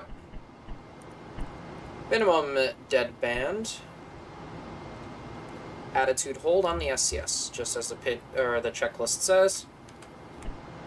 So at this point, now we will start our recording for the next part of the activation here. So we are in our minimum dead band hold here with our attitude. Pitch goes to -45 on a high gain antenna, and yaw will go to 3 on the high gain antenna.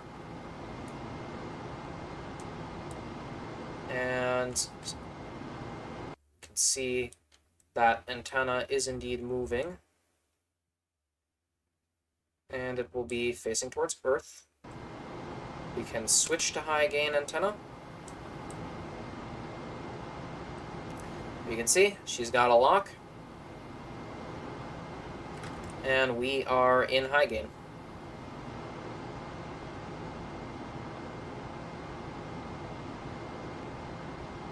And there's our lock. Switch back to the LEM. Now we're going to perform IMU Fine Align. So verb 42, enter, and we're going to load the LEM gyro torquing angles that we copied down like 30 minutes ago.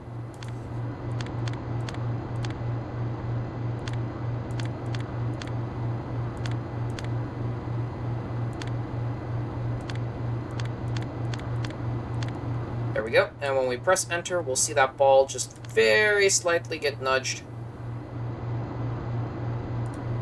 And now, when we do our verb 16, noun 93, enter, all of this should show 0, meaning that it is complete. Now we can initiate our drift check, verb 06, noun 20, enter. Look at our gimbal angles. Are they moving? They look really, really stable, really, really good. So we're good here. And we're just going to verify those angles here on the Project Apollo pad here. And it looks really, really good. So verb 37, enter, 00, enter. Now we acquire misfin. So S-band antenna is forward. We've got comms, plus 165, plus 66. Now take S-band antenna, select to slew. And when we have a track that is greater than 3 or close to 3, we can take track mode to auto, and it'll slew the rest of the way.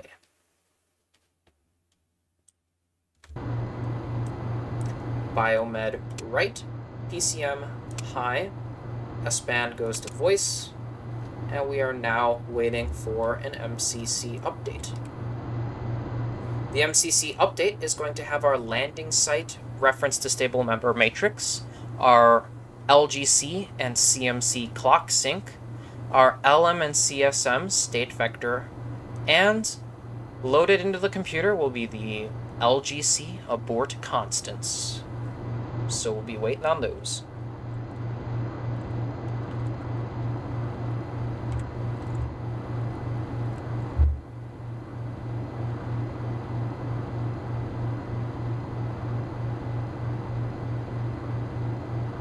Sort of while we're waiting, just going to go back here, take a look, 224, 225, 226, and 227. So, 224.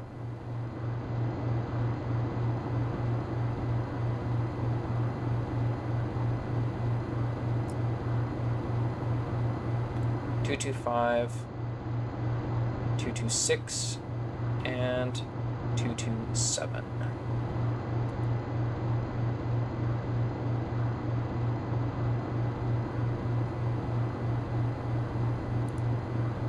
Okay, so are we ready for uplink? To signify that we are ready, on the computer, key verb 37, enter, 00, enter.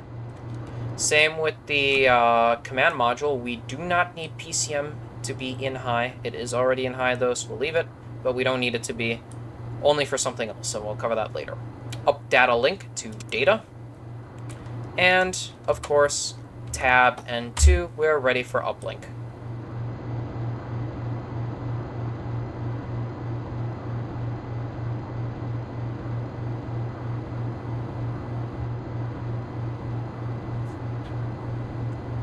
This is going to be a pretty long uplink.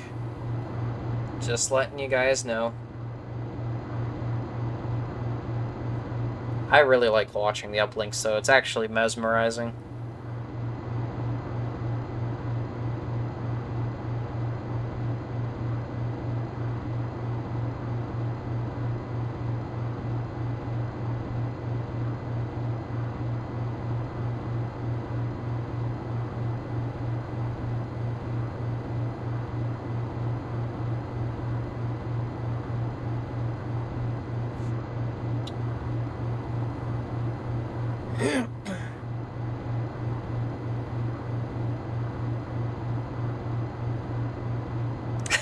They just keep coming.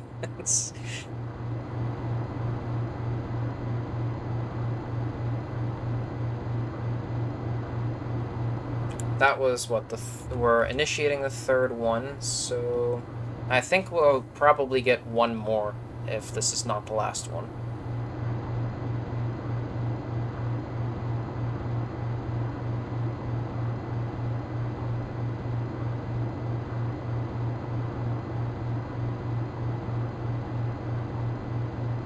Oh, that was the last one. Good. Now, up data link to off, and verb 37, enter, 00, enter.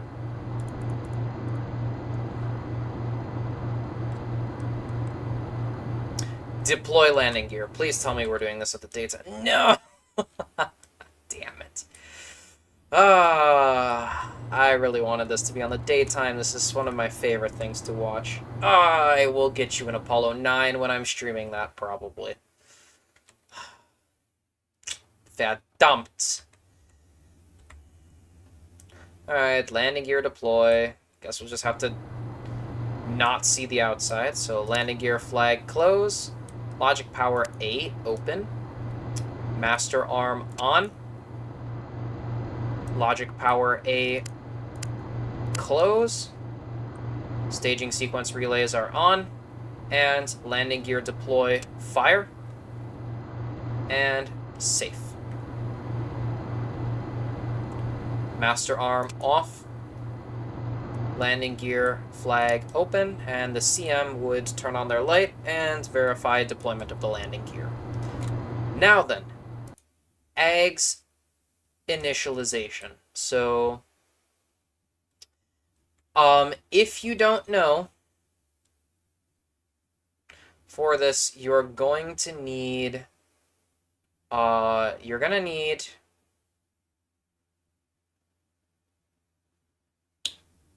to do a whole ton of decimal conversions and stuff. It's not great. There's a shortcut, though, and I'll teach you that real quick. But in the future, we're going to have to do some decimal entries, most likely. So, verb 16, noun 65, enter. Now we're waiting for this to count up. Do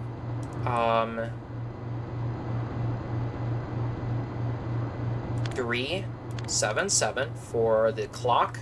Actually, clear first just to make sure. 377 for the clock. Plus 05500. Now we wait. Okay? So this is the time at 99:10. So we're going to time skip a little bit.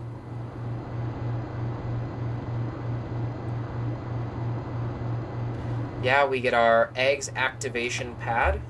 We're going to copy that down while we're waiting. So AGS activation. And this is a 90 hours K factor.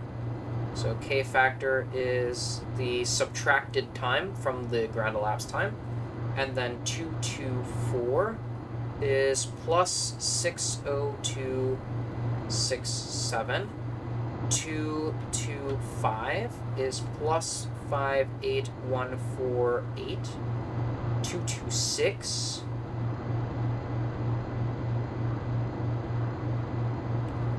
226 is plus 70312, and 7 is minus 50031. Now you may be wondering what these are, right? So 224 is the term in semi-major axis computation. So in other words, this is essentially sort of the altitude you want to target for a lunar mission. This is like 100 feet, least significant digits, 1,000 feet for Earth mission. So this is your semi-major axis targeting term. Essentially, if I remember correctly, this is what's the altitude you want to insert.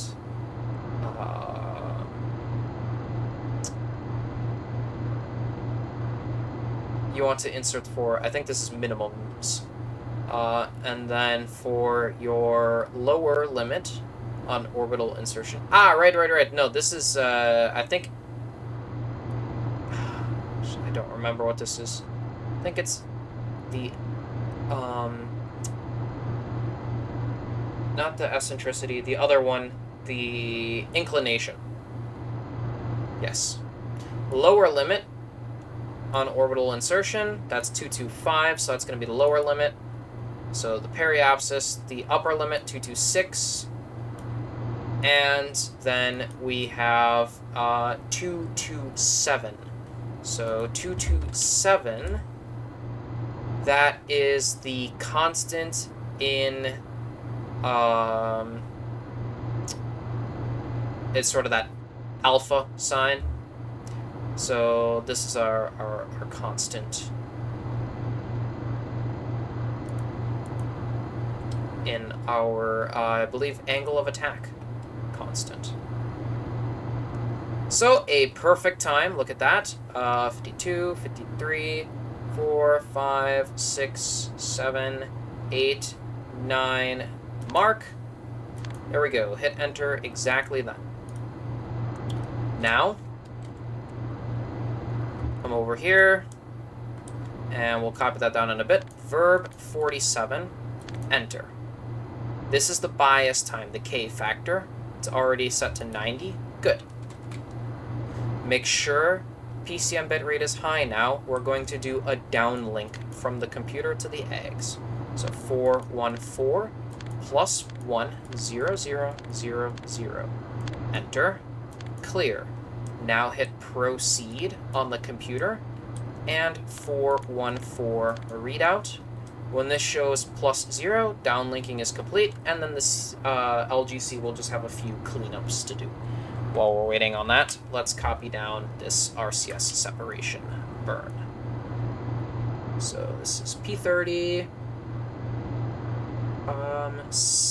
P30 sep purpose, RCS,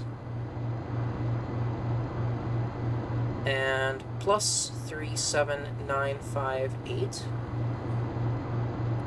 plus 000.00 plus 000.00. So this is pitch and yaw trim. Once this is complete, you can proceed on the DISCI, clear on the DITA, and now check this out. 400. This is the eggs submode selector. So we're going to select a eggs and pings align option. So plus 30000. Enter. Clear. And now the eggs and pings will align completely automatically. Absolutely great. We're going to pause just to copy down this pad real quick. So time is 100 hours, 40 minutes, and 44.00 seconds. GET.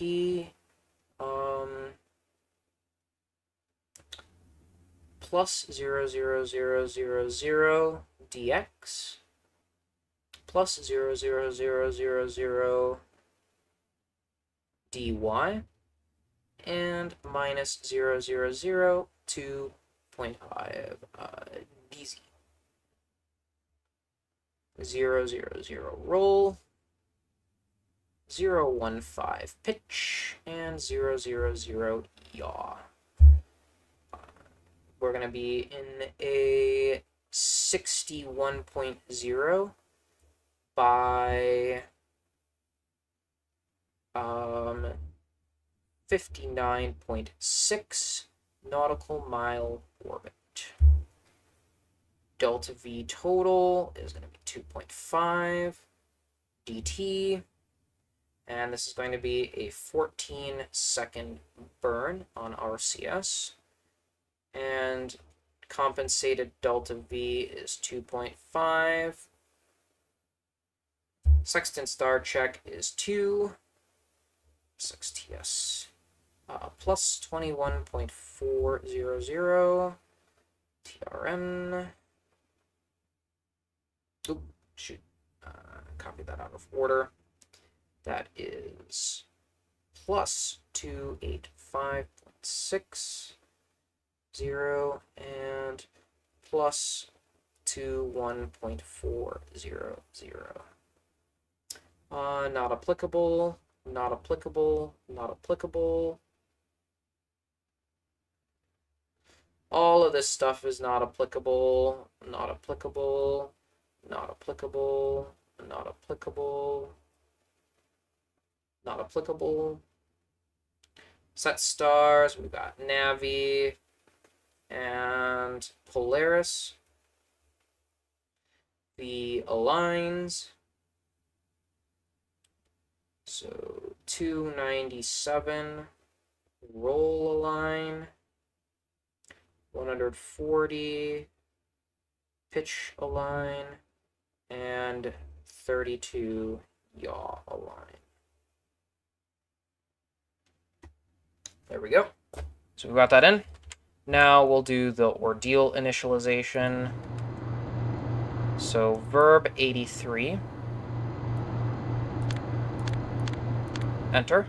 And let's get that ordeal all set up. We're just going to sort of have to estimate the pitch here. Unfortunate. But it is what it is. So 209. Here's 210. 205. So yeah, that's 210. Oop. Sorry, 330 apparently. That just snapped, updated. That's fine. 330 then. Let's go up.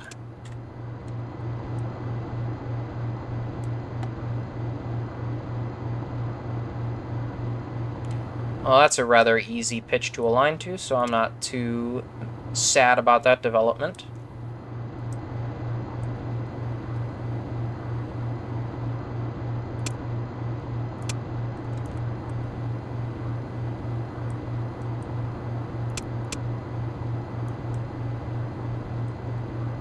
There we go. That's not bad. This may be just a nudge up, and that's perfect right there. Set up the ordeal. Good. Now we just need to finish out a couple of eggs things here. So the next address we're going to verify is address 317. So this is the range from the Lunar Module to the command module. So clear 317 readout 0, right? Because we're docked, so that makes sense. Yeah. 440, and this is the AGS submode, or sorry, not AGS submode selector. 440 is the range rate between the two. So again, should be roughly 0, because we're not closing. And now 277 readout. And this one is the in-plane angle between the Z-body axes and the local horizon. This is supposed to pretty much match this with a few discrepancies and some mathematics and Yeah, the Z body axis is pointing straight out the forward of the LEM, so this calculates something slightly different. But they should be close. So from there, clear that out, and we can hit proceed on the computer. We did copy our constants. Now let's do the DAP set and gimbal throttle test. So we'll pause here real quick, and I'm just going to get that light turned on. I'll be right back.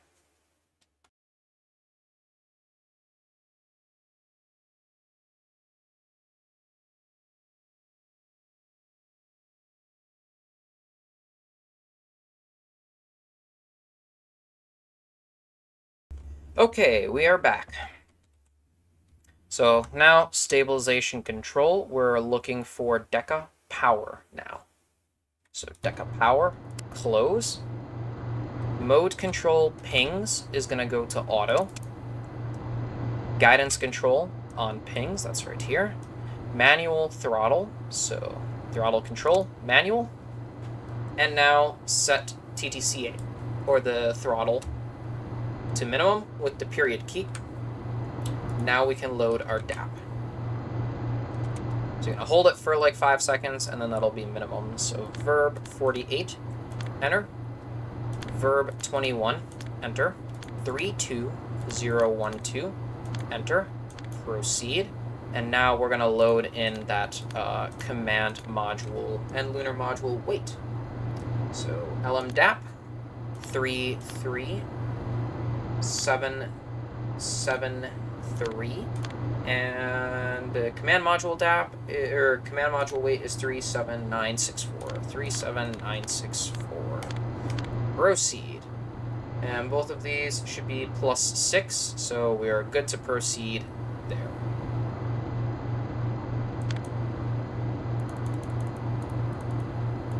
Now, we press the engine stop button.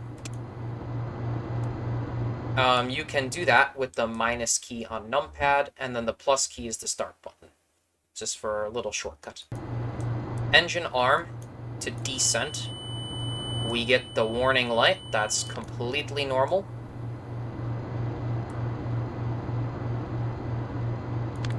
So we weren't supposed to proceed through that, but that's fine. So TTCA minimum. And now we increase up to 50 when we get that soft stop, like that. And then all the way to max throttle. And then all the way down to minimum.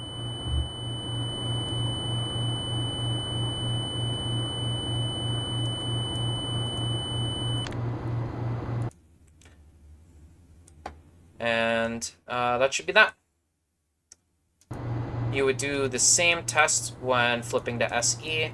However, the systems engineer stuff is not simulated. So take this back to CDR, engine arm off, and engine stop push button reset. So click it again. And then TTCA from throttle to jets. And we've already done our ordeal initialization. So we are good there.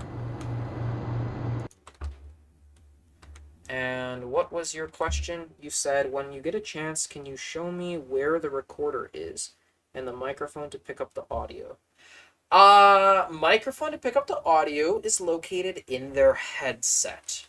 The recorder operations is here. The recorder itself is most likely located on the back of the LEM. I don't know for sure, though, but it's most likely located in that back equipment segment of the LEM. At this point, we switch to the command module, and we're going to get an MCC update here.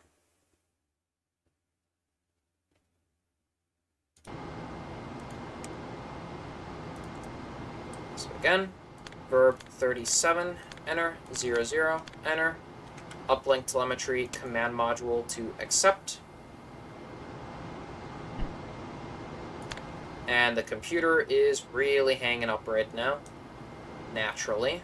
it chooses the worst time in the world.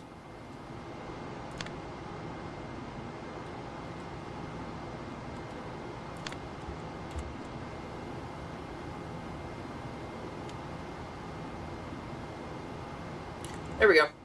Tab 2 will accept that uplink. And while we're getting that uplink, we need to reacquire on the high gain if we are not acquired. We are acquired. And CMP Don PGA.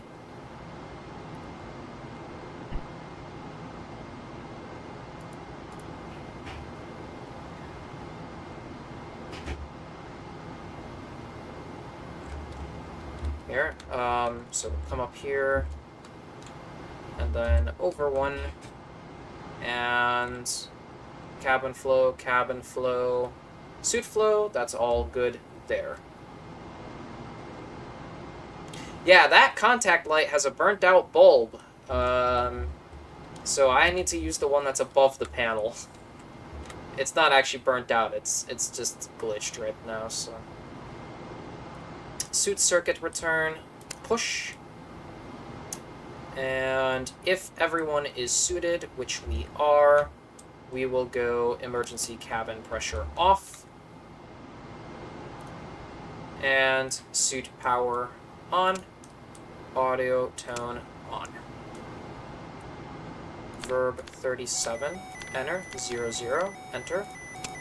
As expected, we get the light, it's fine. Now we will go back to the LEM.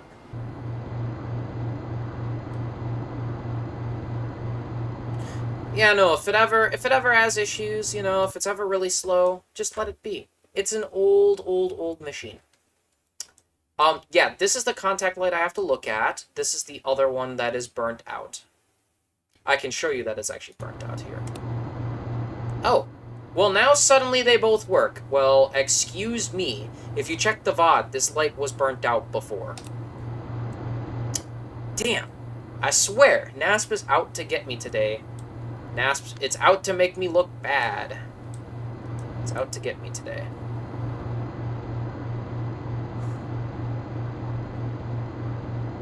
Next up is RCS pressurization. Yay! This one's gonna also have a lot of alarms, so be warned. I apologize to your ears ahead of time, but I have it worse. Okay, so pressurization. Just verify the Ascent feeds. Open, close, open, close. Pay attention to that, because you'll get no talkbacks until both of these are open, so you double check that always. Cycle your CWE.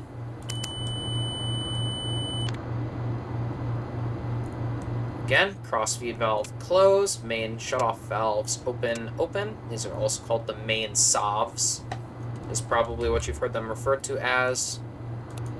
4, 3, 2, 1. All of the RCS jets are within their temperature band. That's great.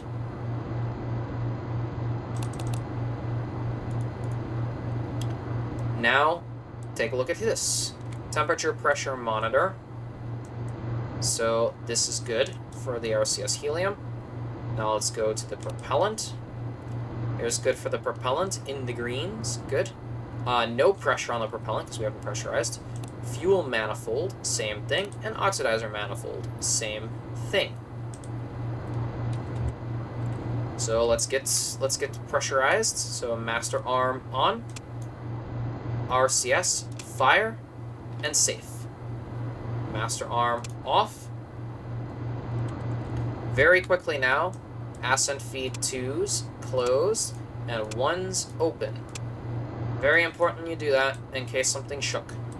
Now enable, enable, enable, enable, enable, enable, enable, enable. Crossfeed closed. Main SOVs open, open. And now click through everything, make sure it's good. We got good oxidizer pressure, good fuel pressure, good propellant pressure and temperature, and good helium pressure. So we're good there. The cost of the warning lights don't bother me. It's quintar tones between the ground and the spacecraft that's loud. Yeah. Yeah, that happens. To be loud sometimes. RCS checkout. Yay, so Siwi, cycle again. And now we're just gonna page through our temperature monitors. So rendezvous, good. Landing radar, good. So use rendezvous radar band, landing radar band, good. RCS band. Quads, here we can see quads have a different scale. They're good. They need to be in this red zone here. They're all good. And now the S-band just needs to be anywhere in this white zone, and that's good. Stabilization control, attitude direct circuit breaker closed. Deadband goes to max. Eggs attitude deadband. Attitude translation for jets. Pings to at hold. And now pulse, pulse, pulse. ACA for jets disable. TTCA translation enable. Switch to command module.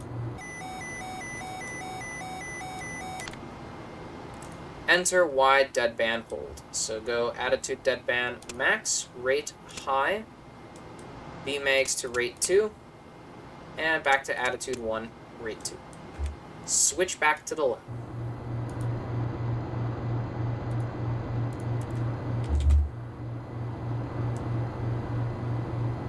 Yeah, Quindar tones.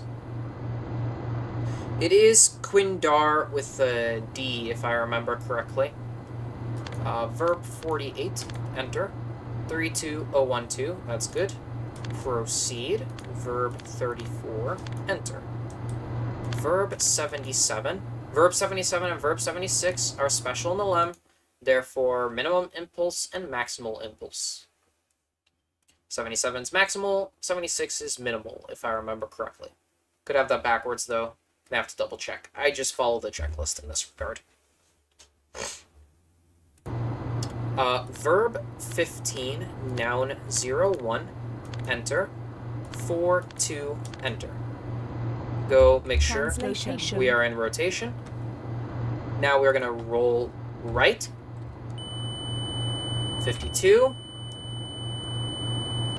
We get the red talkbacks here. Now we're going to roll left. 77726, good. We are going to pitch up, which should display 51, or 52 rather, that's a typo, good. Now pitch down for 77726, good. Yaw right, 77726, good. Yaw left, 52, good. Switch back to the command module. It says disable all roll jets, and tunnel vent valve should be to off. And we've already done that quite some time ago. Nope, we haven't. There we go, tunnel vent valve. Oh yeah, we are vented. Tunnel vent valve off. Back to LEM. So verify, CMC mode is free, and we are vented to 0. Good. So we'll activate minimum impulse. Check. Yep, that was right. Verb 77 is maximal impulse. Verb 76 for minimum impulse. Verb 11, noun 10, enter. 31, enter. So we go 67777, that's good. Guidance control, AGS. AGS to at hold. Mode control, mode control, mode control. ACA for jets enable. And now we're going to deflect slowly into hard over. If you're on keyboard, it's immediately hard over, so just deal with it. Roll right. Good. 27757, roll left. Good. Pitch up. Good. Pitch down. Yaw right. Good. Yaw left. Good. Back to pulse. Pulse, pulse, pulse. And now we close those TCA breakers. Close, close, close, close. Close, close, close, close. And cycle CWE so that those talkbacks go back to gray. Double check the temperatures of the quads, make sure they're not overheating from that firing, and they are all good. Verb 11. Noun 10. Enter. 5. Enter. Guidance control to pings. Enter translation. Translation. And now TTCA up, so translate up. Good. Down. Good. Enter. 6. Enter. Right. Good. Left. Good. Forward. Good. Aft. Good. Attitude translation back to 2 jets. Guidance control back to eggs. Verb 77, enter, and switch back to the command module. From here, we are going to enter narrow deadband hold. So, there we go. At rate 2. And there we go.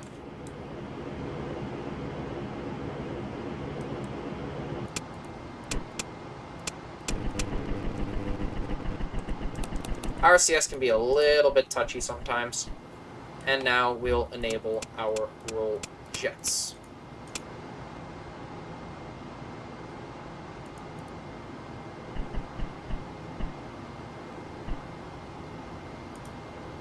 And back to LEM.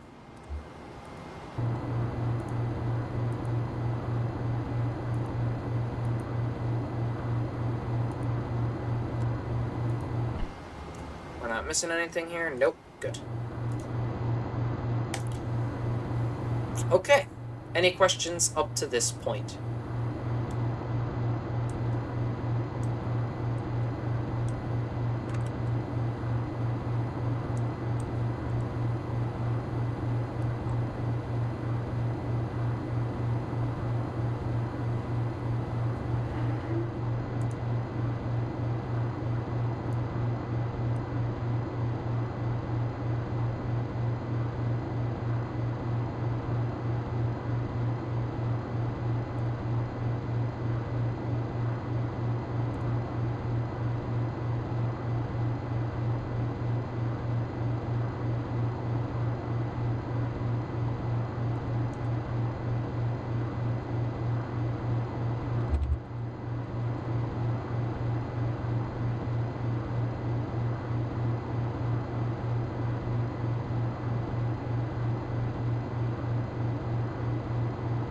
Yeah, same stuff you have to do, minus a few things.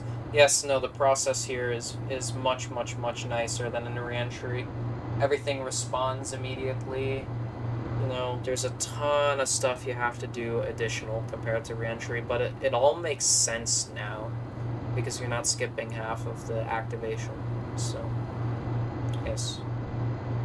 But yeah, since I don't think there's any actual questions, I will stop recording for this point, and then we'll start recording for part 6.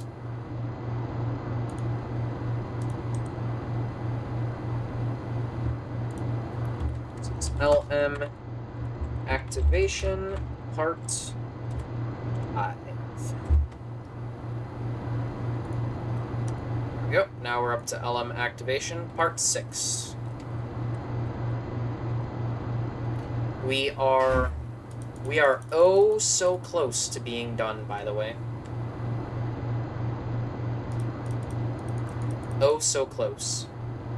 There is literally just a little teeny tiny little bit left to do. And that's it. So we'll get up to 99.32. Get that high gain antenna pitch to 90.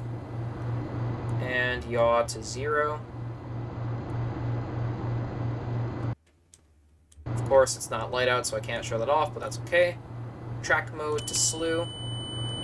And we get the alarm. Yep. S-band receiver alarm.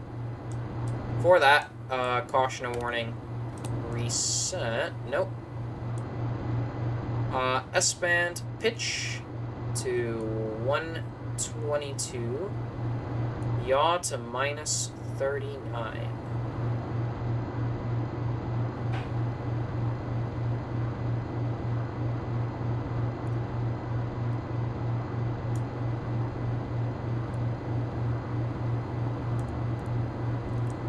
Bitrate low, biomed off, S-band antenna aft, voice, down voice, backup.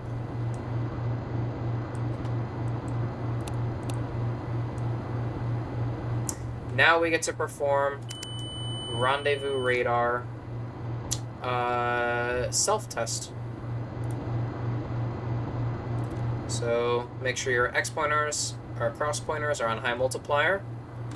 And make sure your air monitors are on rendezvous radar and that they're both on pings as well. Attitude monitors to pings. Range rate monitor to range rate. Temperature monitor to rendezvous radar. Make sure it's in the white for RR and it's in the white. Good. AC bus A, rendezvous radar circuit breaker close.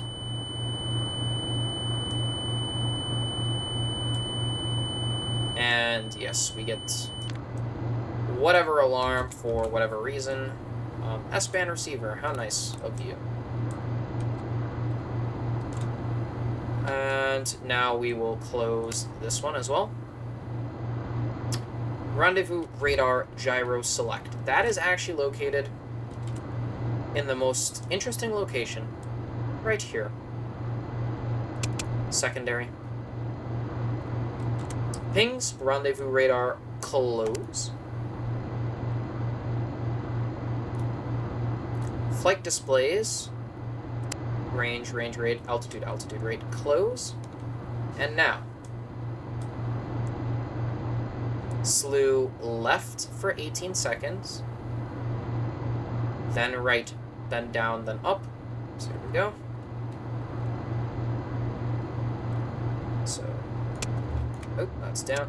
1, 2, 3, 4, 5, 6, 7, 8, 9, 10, 11, 12, 13, 14, 15, 16, 17, 18, right.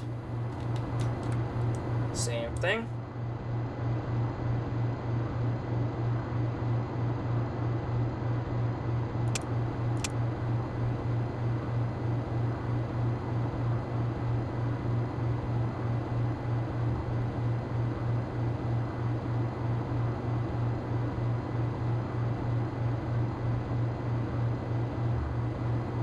Good. Center the needle again. There is no private audio channel for the astronauts. All you do is you have the recorder running and you take the transmit off. So you take the you keep the intercom on, take the transmit off. So you do that and that. So you're not transmitting. You still got the intercom though, and then whatever you say will be put into the cockpit voice recorder and put on the tape dump. So that's the only private channel that they have.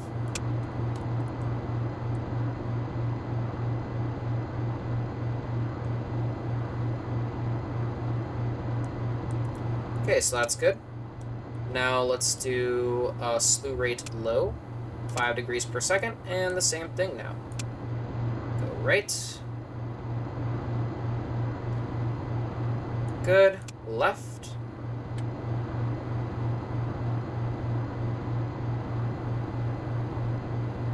good. Back to right. And up. Good. Down.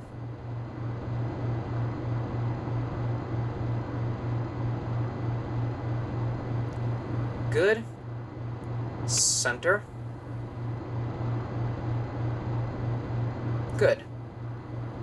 Now we move rendezvous radar to auto track. Radar test to rendezvous. And now we should see the tape drive.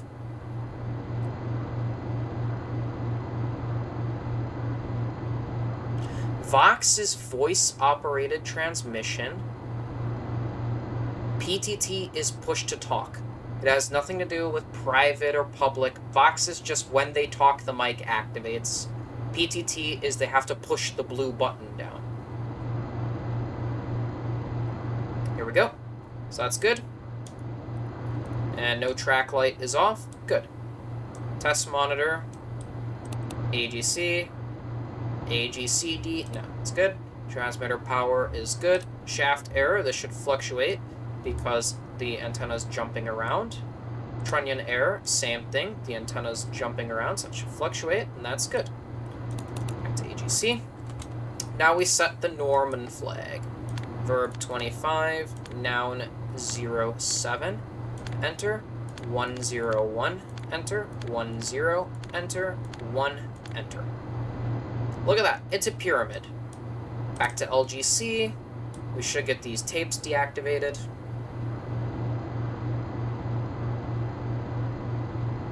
It was all on a tape, exactly. Verb 63. Enter. These numbers look good. Specific radar, rendezvous, that's good. Proceed. Tracker light on. We get that. And the no track light should be off. Waiting for it. No track light off. Good. And we do see that this is varying at 1/2 CPS. Good. Proceed. Now we check that the range rates and the altitudes, they both match, or the range and the range rates match with the DSKY, and that they just about do, so we're good there. Verb 34. Enter. Good. Radar test off. Now we zero the rendezvous radar CDU, so verb 40, noun 72, enter. Shaft trunnion switch back to ±50. Is the right one? Yep. And now we just move the rendezvous radar to its parking positions. Verb 41, noun 72, enter. Or sorry, not parking position, we're testing computer control, so 0, plus 04000, enter, plus 04000, enter. Proceed. We get the verb 16, noun 72, enter. And now we are just letting that radar slew, so needles should be up and right.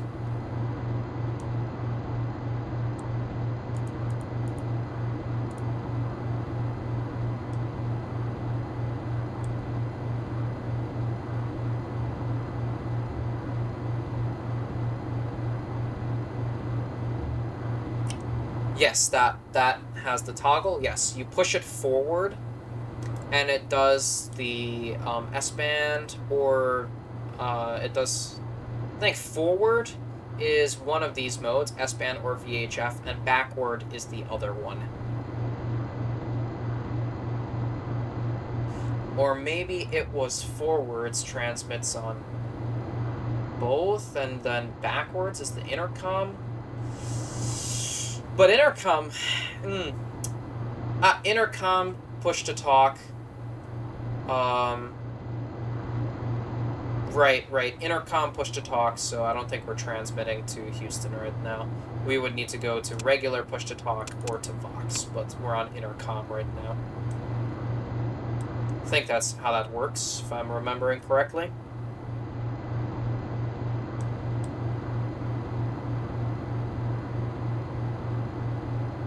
Besides, who needs an intercom when you have a good pair of lungs to shout?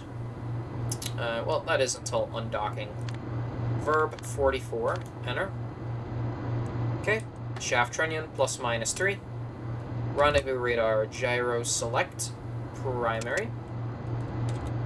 And now, verb 41, noun 72, enter. -00400, enter. -00400, enter. Proceed.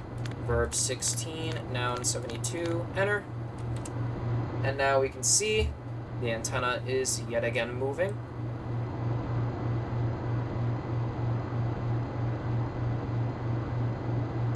And it will stop exactly where we specify.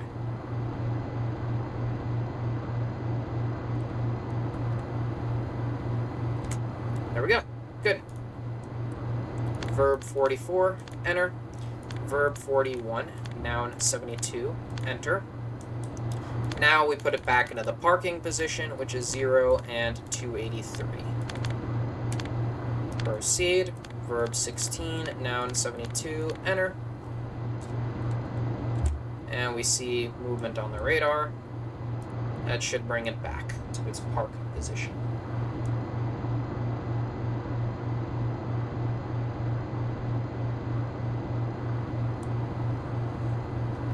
Very good. Once that settles down, we pull the circuit breakers. Pings first, or we get an alarm. Pings first, then the AC bus. Verb 44, enter. And now we switch to the command module, where at this point we're 1 minute behind. So rendezvous radar transponder to heater. Rate high, BMEGs to rate 2. CMC, auto.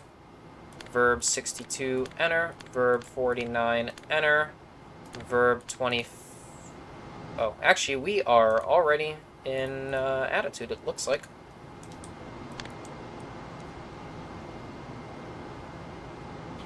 May have a little bit of roll to fix there, but other than that, we're golden. So let's just patch up that roll.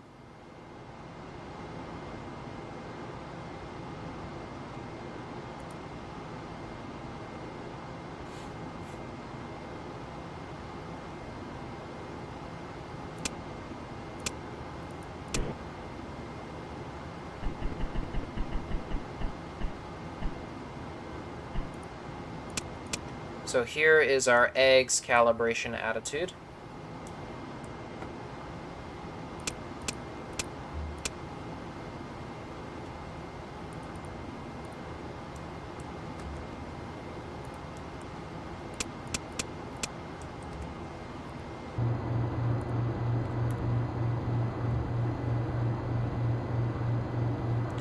And there's a lot of stuff to read, so here we go.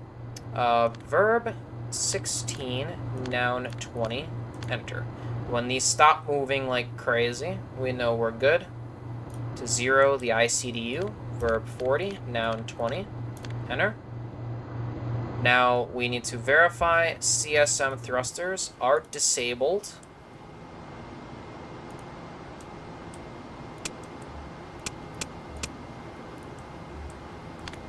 And that the LEM thrusters are in pulse mode. So AGS, pulse, good.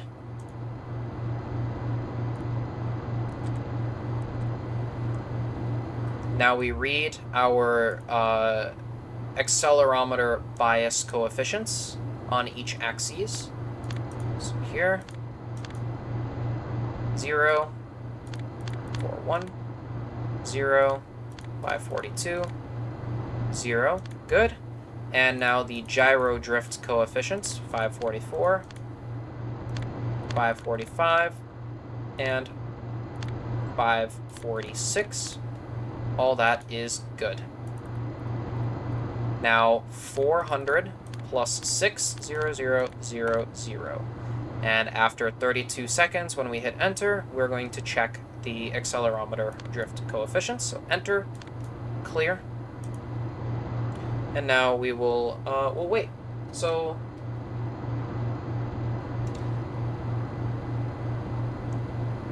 yeah, 540, 541, and 542 are your XYZ axes accelerometer bias, respectively.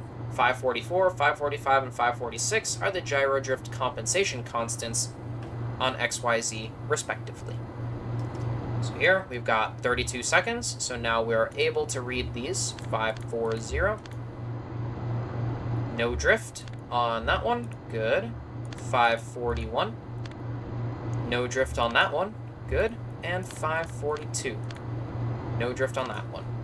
Now let's take a look at 400. And remember, we keyed in 400 plus 6 for the test. So when this reads plus 0, the test will be complete. So we'll do our time skipping.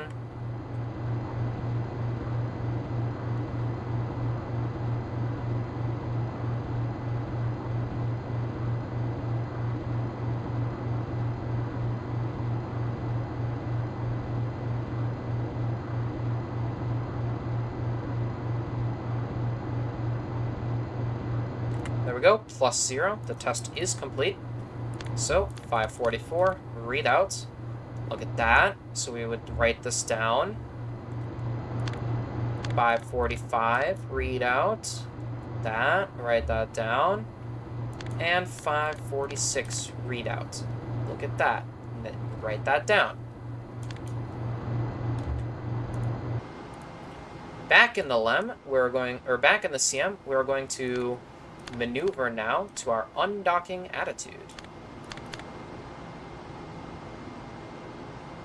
Which again is 0, 14, and 0, so we are already good there. We can go to CMC Auto and proceed.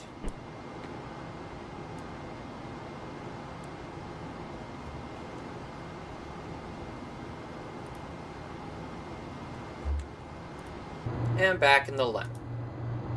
Now we're going to do our DPS Pressurization and Checkout. So propellant monitor on where is it? Oh, sorry. Consumables monitor. Here we go. Nope. It's yes, it's friggin'. Sorry, there's like 8 things very similarly named, like this and this. Yeah, no. Descent 1. Let's make a check. That looks good. Descent 2. That looks good. Ambient pressure. That is good. And helium, supercritical helium pressure. And that is also good. Descent regulator, 1 talkback gray, 1 talkback barber pole. Very good. Master arm on. Descent propellant isolation valve, fire. Helium pressure descent start, fire. Safe and safe on both of those. Master arm off. Now verify. Look at that, pressure's up on both systems, very good. Ambient pressure and supercritical pressure, they are stable. We're on the 13th revolution. Switch back to the command module. Hit enter. And now we'll do the rendezvous radar transponder test. Go to power. And now, now that that is on power, system test 1 goes to transponder. Test 2 goes to A. This should be read greater than 1 volts. B. And now when we go to test, greater than 1. And operate should fall back to 0. And C. That should read less than 0.8. Very good. Back to B. Transponder power off.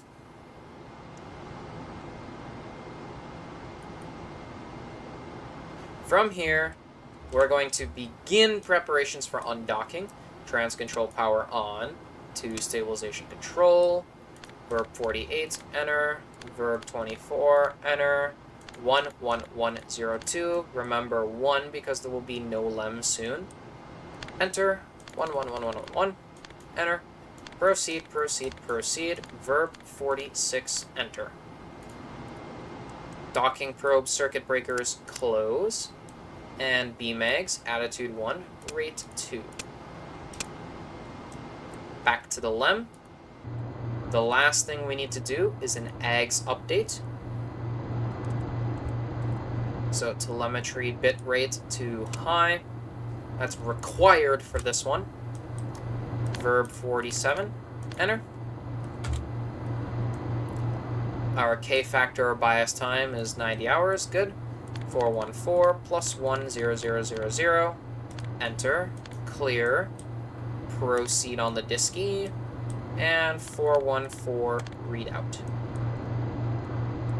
And then we'll wait for both of these to clean themselves up. Plus 0 here, waiting for the flashing, 5016, good. Clear, and proceed. Eggs and pings align, so sure. Eggs and pings are in alignments. 400 plus 30000. Enter. Clear. Verb 83. Enter.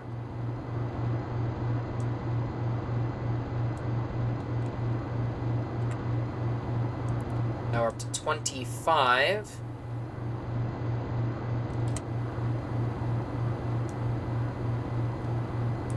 So go back to hold fast, and let's go down with that.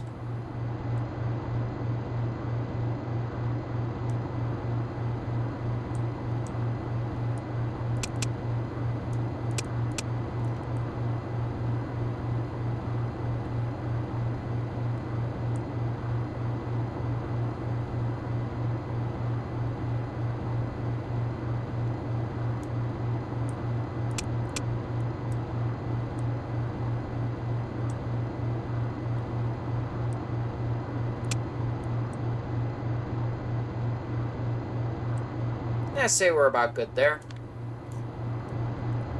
Now then, 317. So 317, the register 317. Let me pop that up. 317. This is a range from LM. Yep, so 317. Again, this should pretty much match the eggs, what the eggs displayed earlier. I accidentally cleared it, but that should be about 0. 440.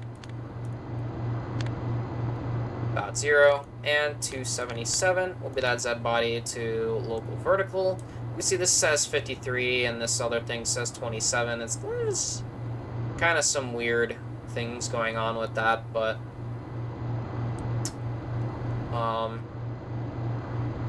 no, 53 is from the direct front, which makes sense.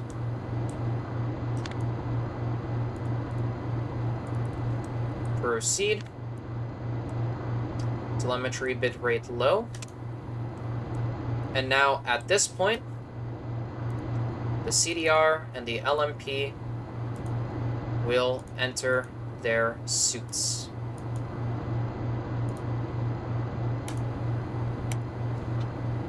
And holy smokes, we are done with eggs, or we're done with LM activation. Oh, that completes it. Stop recording.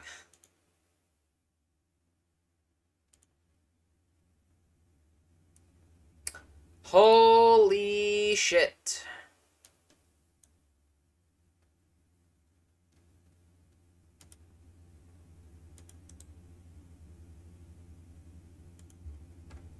I'm surprised we got all of that done today.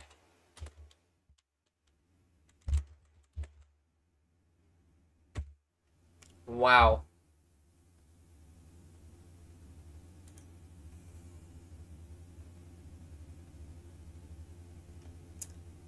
Okay. Any final questions? Because I'm fed up with streaming right now. I'm not gonna lie to you guys.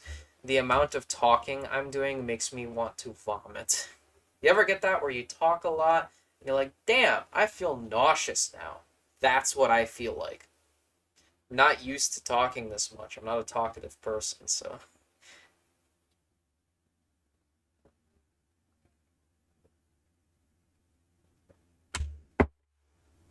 Whew!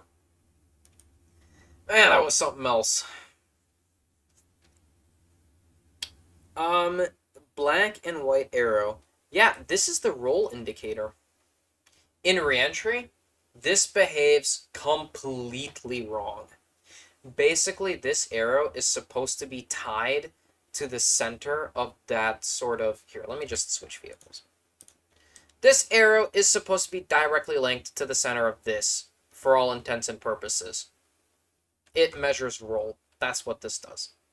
It completely is weird in reentry because reentry right now is broken. When you roll in the reentry, your pitch also changes, I noticed, and that causes this needle to do some very bizarre things. So, yeah, it's roll indicator.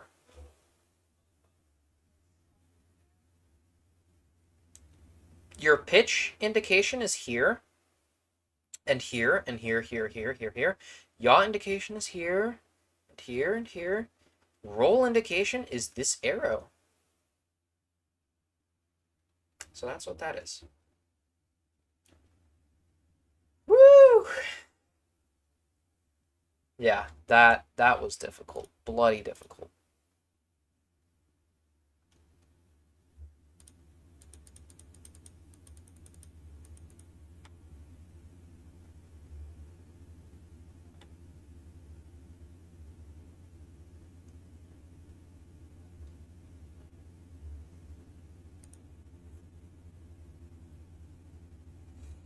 Okay, I think we're gonna stop it here at this point. And look at that, with the landing gear deployed.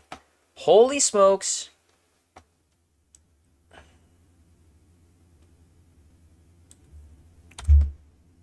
Guys.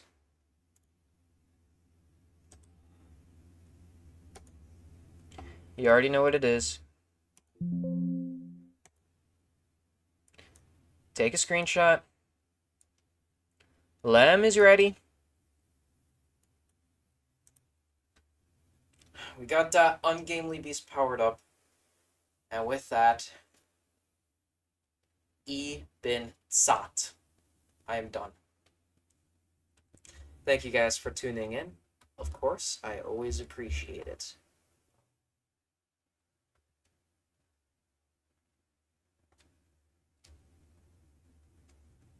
You're not going to hear the latches for the undocking. You're going to hear pressurized gas. Real quick, let me just... I just want to be absolutely certain that the vent is at 0 when we go to undock, or we're going to have some problems. So let's just get that, and let's just leave that like that for a while.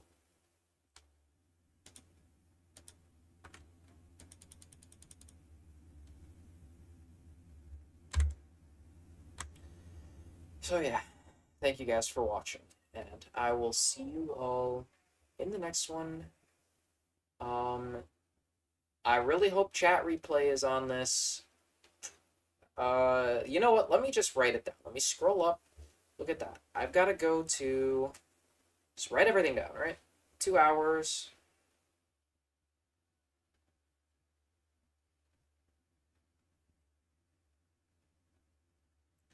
Zero 1 minutes and 10 seconds, and I need to take the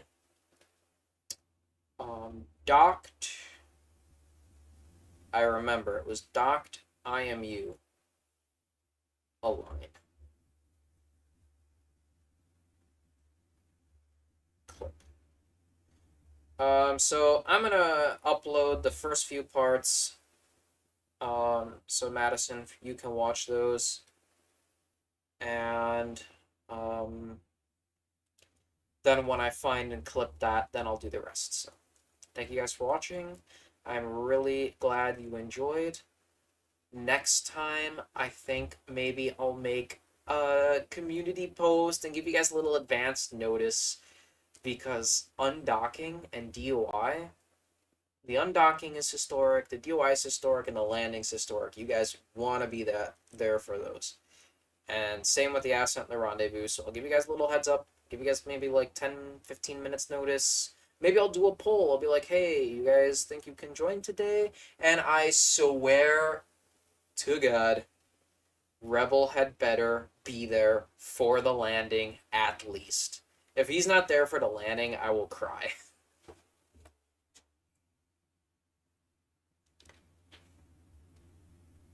So, thank you guys for watching, and I really appreciate you guys getting the word out there, spreading my channel. It really means a lot. When I started, I couldn't even get above 15 subscribers, 20 subscribers. It was very, very hard. There was not a lot of interest in this. So honestly, if anyone wants to thank you guys, spreading the word really helps out. Thank you SpaceX as well. Thank you SpaceX for getting people interested in space. Thank you Boeing for getting people interested in space for all the wrong reasons. So thank them. Not a fan of Elon Musk though, but like thanks SpaceX. I love SpaceX. Thank everyone. That the company that just folded that was doing the 3D printed rockets, thank them. All these people. I tell you, after Starship Test Flight 3, my channel really popped off. People wanted to know, like, where did we come from? And where are we now? Now I think right now we're absolutely behind where we came from. But we're getting there. In terms of capsules, obviously boosters are like self-landing boosters. That's crazy. So obviously those are ahead, but like capsules, come on, what are you guys doing? Like, we're so far behind. Even Starship is behind. I mean, 15 fucking refuels in orbit. Come on. But their motto was keep it simple, stupid. That's what they did in Apollo, and that's why it works so well. Keep it simple, stupid. Everything's a switch, everything's a gauge. The computer is hardware. There is no software on the computer, it's hardware. Keep it simple, stupid. Make it light, make it redundant, and when you can't make it redundant, make it simple. And that's just where people are sort of falling behind it today. Starship has a problem. Falcon's pretty good, honestly. Falcon is really, really good. But Starship has an overcomplexity problem. SLS, they're having an overcomplexity problem. Everyone is. 3D printed rockets, overcomplex. So when you keep it simple and the government decides to give you $5 billion, look at what you can accomplish. So yeah. So I thank these companies for getting people enthused in spaceflight and for checking me out, seeing where we came from and where we are now. And I hope test flight on Starship 5 comes soon, because the Starship test flights make the most spectacular video footage ever. Like, they're just great. So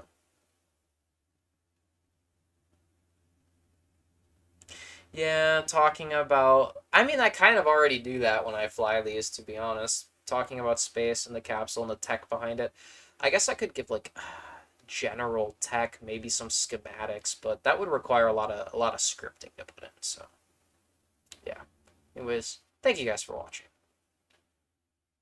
I've been talking way the hell too much. So, go listen to someone else for a change. Thank you for watching.